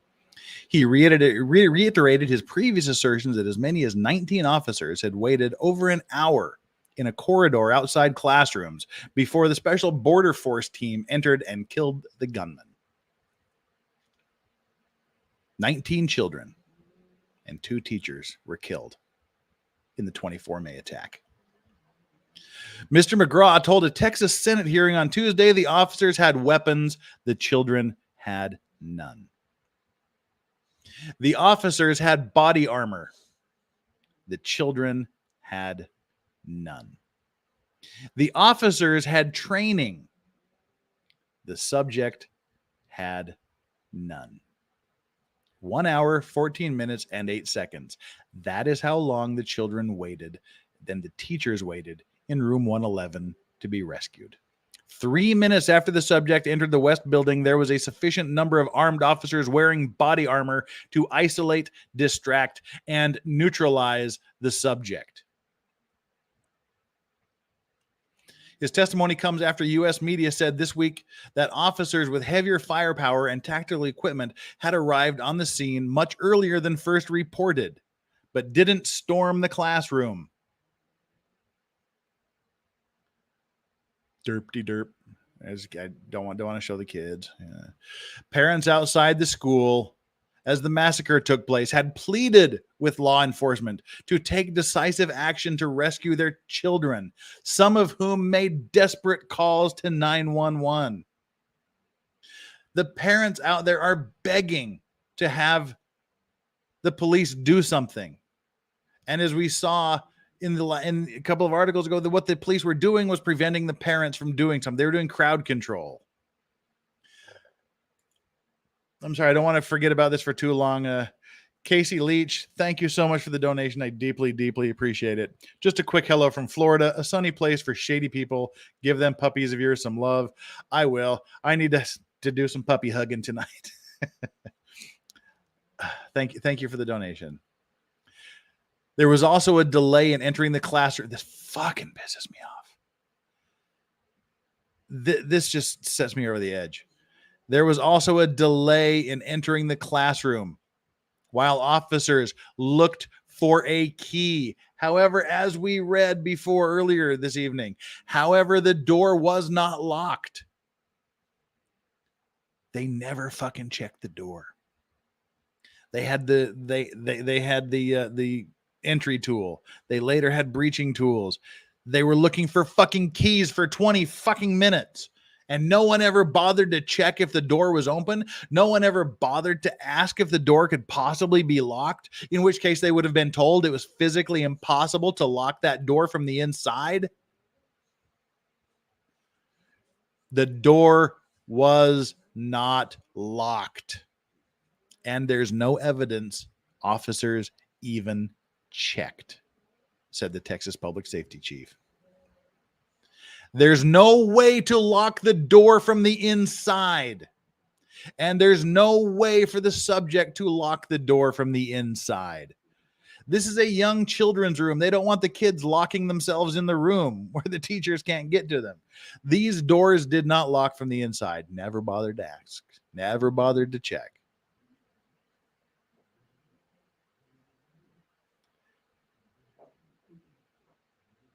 Shame on you. Shame, in the truest sense of the word, shame on you guys. The police commander on the day, Uvalde School Police Chief Peter Arredondo, has been heavily criticized, and parents and community members have called for him to resign. That's the fucker right there. That's the son of a bitch right there, who waited for radio and rifles, and he waited for shields, and he waited for SWAT. Fucking use your own fat as a shield, you fucking piece of shit. And if I'm fat and I'm calling you fat, you're fat. Mr. McGraw told the Texas Senate the only thing stopping a hallway of dedicated officers from entering room 111 and 112 was the on-scene commander, this piece of shit who decided to place the lives of officers before the lives of children.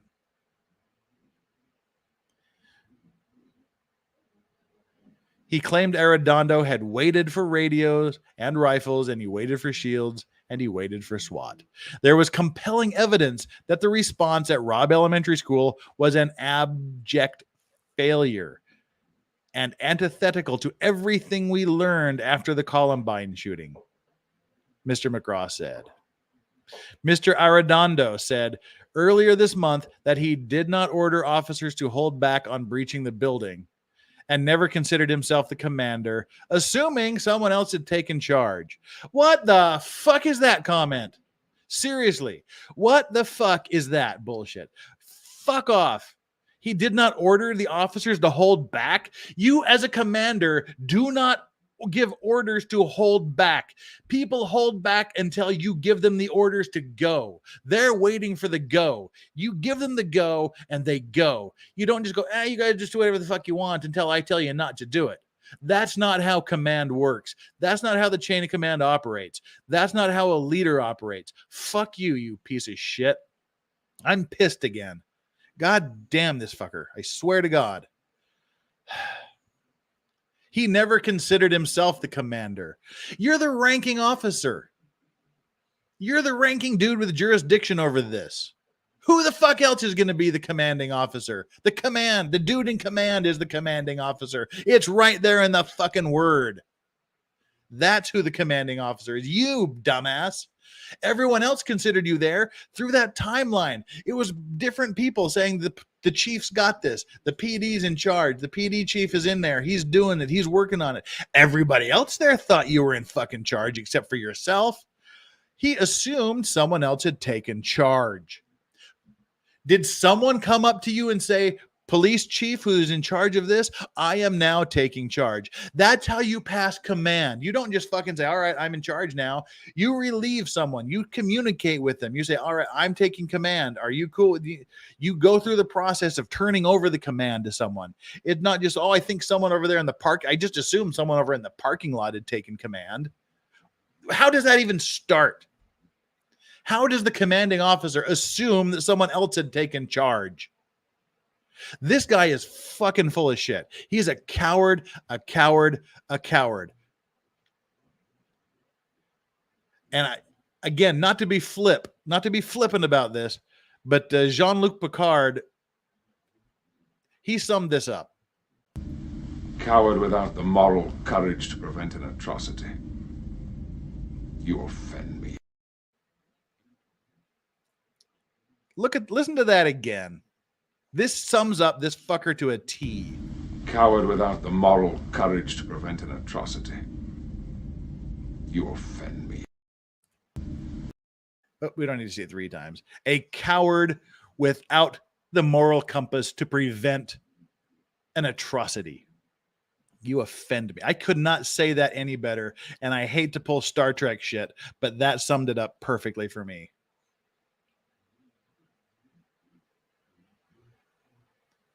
A coward without the moral compass to prevent an atrocity. His cowardice contributed to the atrocity. His cowardice led to the atrocity.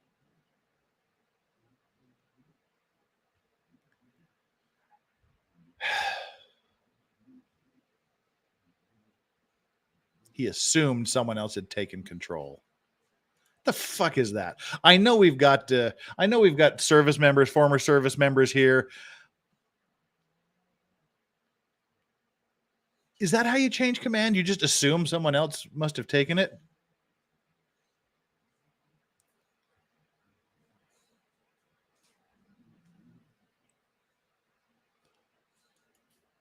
And Robin Hood says, God damn, you played the Picard clip.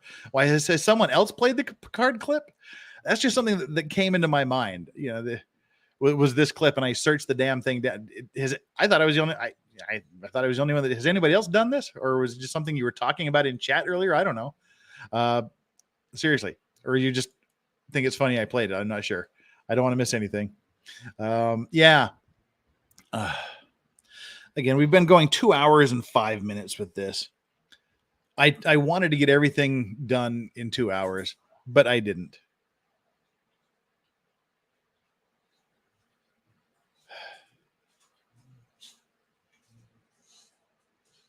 There's still 2 more articles that I want to go through, and I'm just going to have to defer them to tomorrow because there's no way in hell I'm going to get through them tonight. Hey, dog. There's the doggo. What's up, doggy? You want out? Go find it. Shut up. Come here, doggy. I don't know what you want. God, why can't dogs learn to talk? Sorry. Let me figure out what Muttley wants. You want the ball? What do you want, dumbass? Come here. Why can't you listen? I'm on the air, dumbass. All right. Like the two articles that I want to get through are one article that is is an interview with the creator of the FBI mass shooting protocol. The lady, the FBI agent who created the FBI's mass shooting protocol, she was not impressed with the way this was handled. And that's one article that I want to go through tomorrow. And the other article is a rather lengthy article from the Texas Tribune that breaks down the timeline and is extremely critical of what happened. Provides a lot more insight into things. I mean, this is, it's so ridiculous. I mean, the fact that these shootings happen is ridiculous. But to handle one so poorly, I mean, Columbine and things we utterly unprepared for. It was nearly without precedent. But since then, it's become so common we should know how to deal with these. I mean, forget about trying to figure out how to deal with them. I mean, how to prevent them. Oh yeah, and that's the other. There's another article that I wanted to go through too, which talks about some of the people involved. You know, that's you know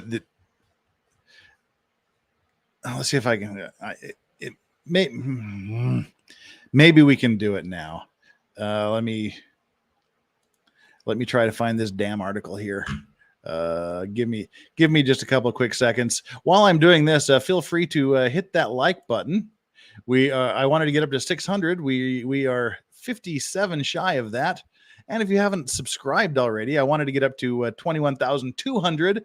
We are 21 shy of that. So 21 of you that are amused by this or find it interesting, this is what we do here. If it's something you like, reach over there and hit that subscribe button. I'm pulling up my list of articles. No, not that list of articles. This list of articles, yes.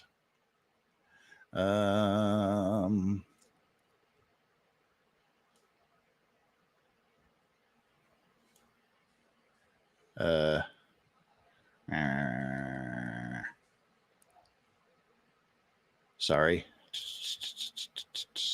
I think this is it. If it's not, I didn't copy it and I'm an idiot and I will search for it tomorrow. But let me quickly see if this one article is the one article that I wanted. No. Ugh. Yeah, I guess I didn't. I guess I improperly copied and pasted the article. But there is one story. There is one story out there of one girl whose mother was shot. Her mother was one of the teachers that was shot and killed. And 2 days after her mother was shot and killed, her father died of a heart attack. Fuck you, Arredondo. Seriously. This girl, I believe she was 16, is orphaned over this. Her mother gets shot, dad can't cope, and has a heart attack and dies 2 days later. That's some seriously sad shit. And this is on that asshole. This is all on that asshole. All this is blowback on this asshole for what he's done.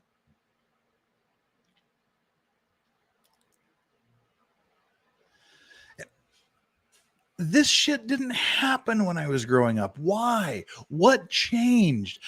That's one thing I routinely, when things like this happen, try to figure out how the situation changed. I don't know how many of you are from rural areas like I am.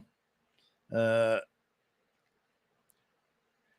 Wiznut, thank you so much. Now he can wait in the unemployment lineup. The fucker never works again. Seriously. I can't imagine who would hire him. But this didn't happen. I grew up with guns. I grew up with guns. This shit just happens. It was a part of life. When you turn 12, everybody, it was offered as a class at school, hunter safety course. Everybody, boys and girls, when you hit 12, you take a hunter safety course. You pass the hunter safety course. You get a small game license, a bird license, a small game license. You hit 16, you get a big game license. You hunt. You're around guns. You shoot guns. And again, I don't know how many of you grew up in this kind of a rural country environment, but in my high school, huge numbers of students. That's what Doggo wants. Doggo wants the ball. Sorry again. Hate to. Just don't want the dog barking. Go get it, dumbass. Yeah. Huge numbers of students in my high school and in the other high schools in the valley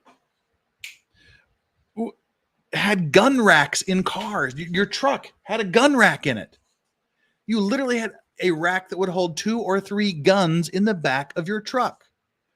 And you would have actual guns, multiple guns in the back of trucks parked in the high school parking lot. John Long last name says, yeah, we used to drive to high school with shotgun racks and kill ducks before class. Seriously, we would hunt pheasants in the fields before class. You wake up at 5, you get out there, you shoot birds for a couple hours. You drop them off at home in the fridge, in the freezer, and go on about your day. There was guns, multiple guns in multiple cars in the parking lots of schools, loaded. If not loaded, the shells were in the glove box. Nobody fucking shot each other. There was big fights. People still hated each other. People still dealt with it. You got in a fist fight. You beat the shit out of each other. You went your separate ways. It never crossed anybody's mind to walk out to the parking lot, take one of the multiple firearms in your vehicle, go back in the school and fucking shoot not just the guy you're fighting with, but anyone else. It never happened. What changed? I don't know. And again, this is only me. This is just my thoughts. This is just me ranting and raving and pulling shit out of my ass. Well, not pulling stuff out of my ass. Pulling shit out of my ass sounds a little too real. Well, no, that's what I mean. BR2K says, hey, dude, hate to burst your bubble, but things have changed in 45 plus years. Come on. My high school 35th anniversary, 35th class reunion is coming up this year. I only graduated from high school 35 years ago, not 45. But no, that's what I'm saying. Things have changed, but what is it that's changed? What is it that's changed about society that this is now a thing? I know it's changed, and that's what I can't figure out what it is. Well, I know what I think it is. I don't know what it actually is. To me, it's respect. Respect for parents, respect for the father figures, respect for human life, respect for decency. There's a lack of discipline out there. I mean, my father grew up in the middle of Star Valley, Wyoming, in the middle of nowhere, literally the middle of nowhere. They had, his grandfather had the gun above the door, loaded all the time,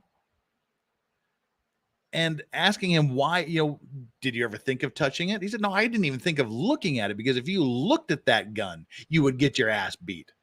You were taught respect for elders, respect for parents, respect for things that can do harm. You were taught and you were trained and you listened and respected those that taught you and trained you. The only thing I think if we've just gotten away from that. We've gotten away from telling our kids no, from disciplining them, from teaching them to respect, if not fear us. I don't know. That's the only thing I can think of. And I maybe I'm wrong. Maybe I'm stupid. Maybe I'm an idiot. I don't know. But that's the only thing I can think of. We just don't respect the old ways anymore. And I don't know. I don't know if we can ever go back to it. I don't know. But there has to be a solution to this.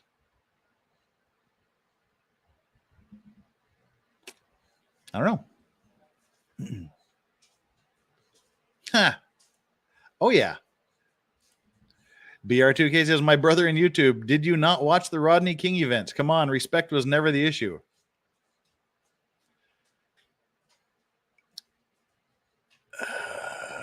Not sure what the implication there is, but yeah, there's things wrong with society. And I mean, like we said at the beginning, a big city life used to be much different than rural city life, than rural town life. But now there are no small towns anymore. There's just places with fewer numbers of people that have the same shitty problems.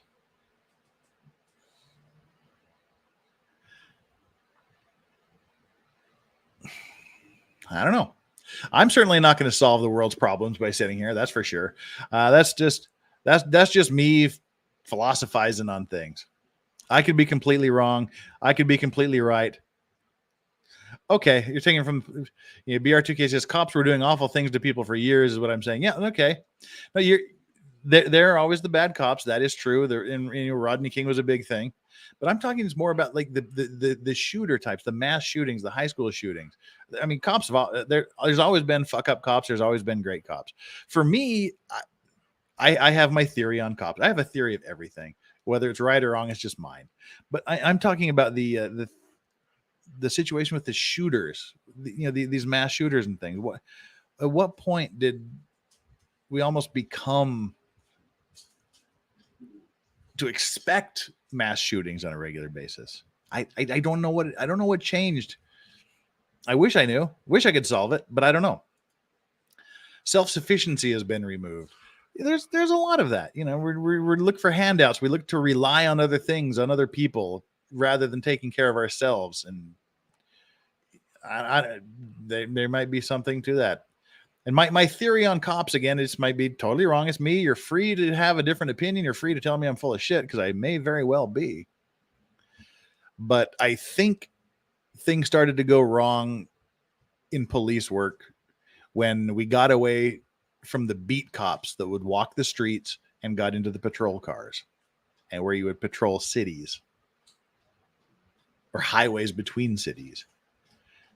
We got away from the beat cops, where the cops would walk the neighborhood. The cops would have their beat. They would walk their several block area. They knew everybody on the block. Everybody on the block knew them. They knew who didn't belong in the neighborhood. They knew who the troublemakers were in the neighborhood. They knew the kids' names. They knew the parents' names. They went to school with the kids, and with the kids' parents. It was a tight group. They knew it, and they respected the police officers. That was when we were growing up. Officer friendly. If you're in trouble, look for officer friendly. He'll help you. You were told to seek out. That's how we were taught as kids. You were taught to seek out the police officers. Now you've got parents telling their kids, whatever you do, don't fucking call the cops. Don't tell the cops. That's sad. I think, and that's why I think if we put the beat cops back on, instead of having the guys in the police cruisers cruising around, get the guys in the neighborhood, get the cops to walk the blocks, to hang out with the kids, to play basketball with the kids, to get to know their parents. Hey, what the fuck's your name? What the fuck are you doing around here? It's like, hey, what's up? Where do you live? Hey, who's your parents? Get to know the kids, get to know and get to see the warning signs of something going wrong in your neighborhood. Again, I don't have the answers. I just have my own thoughts and opinions and personal bullshit. But, not enough discipline for the kids, not enough respect for the parents, and the cops have lost touch with the communities. That's kind of all I can think to even begin to explain this. But it doesn't look like this problem's going away anytime soon. And this is a really, really, really big shitty thing. Well, Shay saying you're talking about the police interacting with public in a positive way, which they do not do. And that's what I'm saying is the problem. They don't do that anymore. They don't do that anymore. And that's the problem. We're so locked away from each other. We're so isolated from our neighbors. And I'm just as guilty of it. I've lived in this place for 7.5 years. I've lived in this condo for 7.5 years. I don't know the names of the other 2 people on my floor. And they've been here exactly as long as they've been here longer than I have. I know I see them occasionally in the hallways and outside. I don't know their names. I'm just as guilty as everybody else. We've lost these touch with the neighbors. I'm just waxing philosophic now. Fuck me. I'm just an idiot here behind this microphone. I don't know, but I'm just kind of throwing that out. Let's wrap it up now. We'll come back 20 hours from now, I guess. It'll be my Friday night. And we'll go over these last 2 articles, and then we'll just sort of leave it to see what happens. And we may make an update as soon as we figure out what they're doing with Officer Fuckwad, which they're having these committee hearings. He didn't go to them. He hasn't attended them yet. So that's why they're saying, if he doesn't show up, they want to get rid of him. He was at the heart of this, and he's not showing up for the meeting. Fuck him, seriously. I'm just beyond words at this point, and I'm just ranting and raving.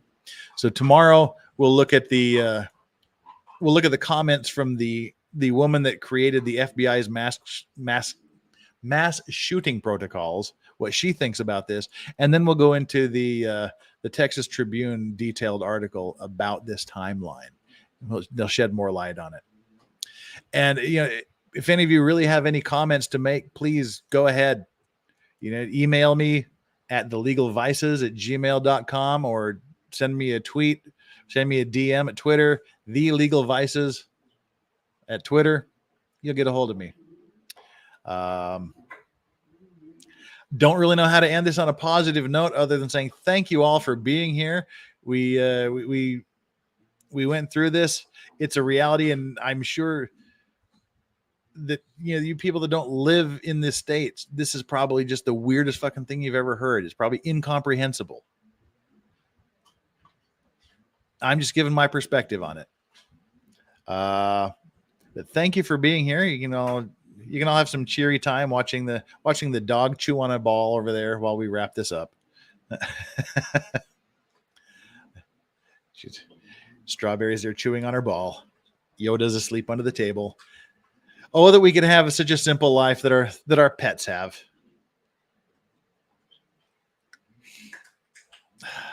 All righty.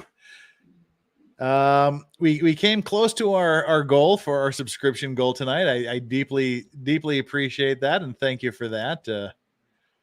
I set the goal, the completely random and arbitrary goal of 21,200. We're at 21,186, 14 shy of the goal. I consider that a major accomplishment. Thank you for all of you. Oh, and Marloka coming in at the tail end with a super sticker. Bless you. Thank you. Thank you very much for that. It's deeply appreciated. And how did we do on the likes? Where's the likes? 577 likes. That's not too bad either. I set a goal for 600 likes. We're 23 shy of that, I guess. I can't do math. Hit some more likes. And if you haven't subscribed, and if any of this is interesting or meaningful or amusing to you, hit that subscribe button. We'll be back tomorrow to do a kind of a part 2 of this, I guess. And then we'll let it sit until there's some major news about what happens to Officer Fuckwit and other people that are involved. Bless you all for being here. Thank you, moderators, for the amazing job you did tonight. Appreciate it. Thank you to the chat for keeping it under control most of the time, and then doing me a solid by getting back in getting back in touch with things, and I appreciate it. You guys are great. I love all of you. If you're not here, I got no reason to be here. Let's get the word out. Share this with people, forward it to people, put it on Twitter, do whatever you need to do. Let's get the word out that we're here tonight. Again, I'm going to take off now. It is 12:26 a.m. on a Friday morning in Korea. I've still got a few things to do before I hit the sack and wake up to do it again tomorrow. Love you all again. Take care. Bless you all. Have a good night. Have a good day. Have a good morning. And above all, don't forget to enjoy your legal vices. I'm out. Bye.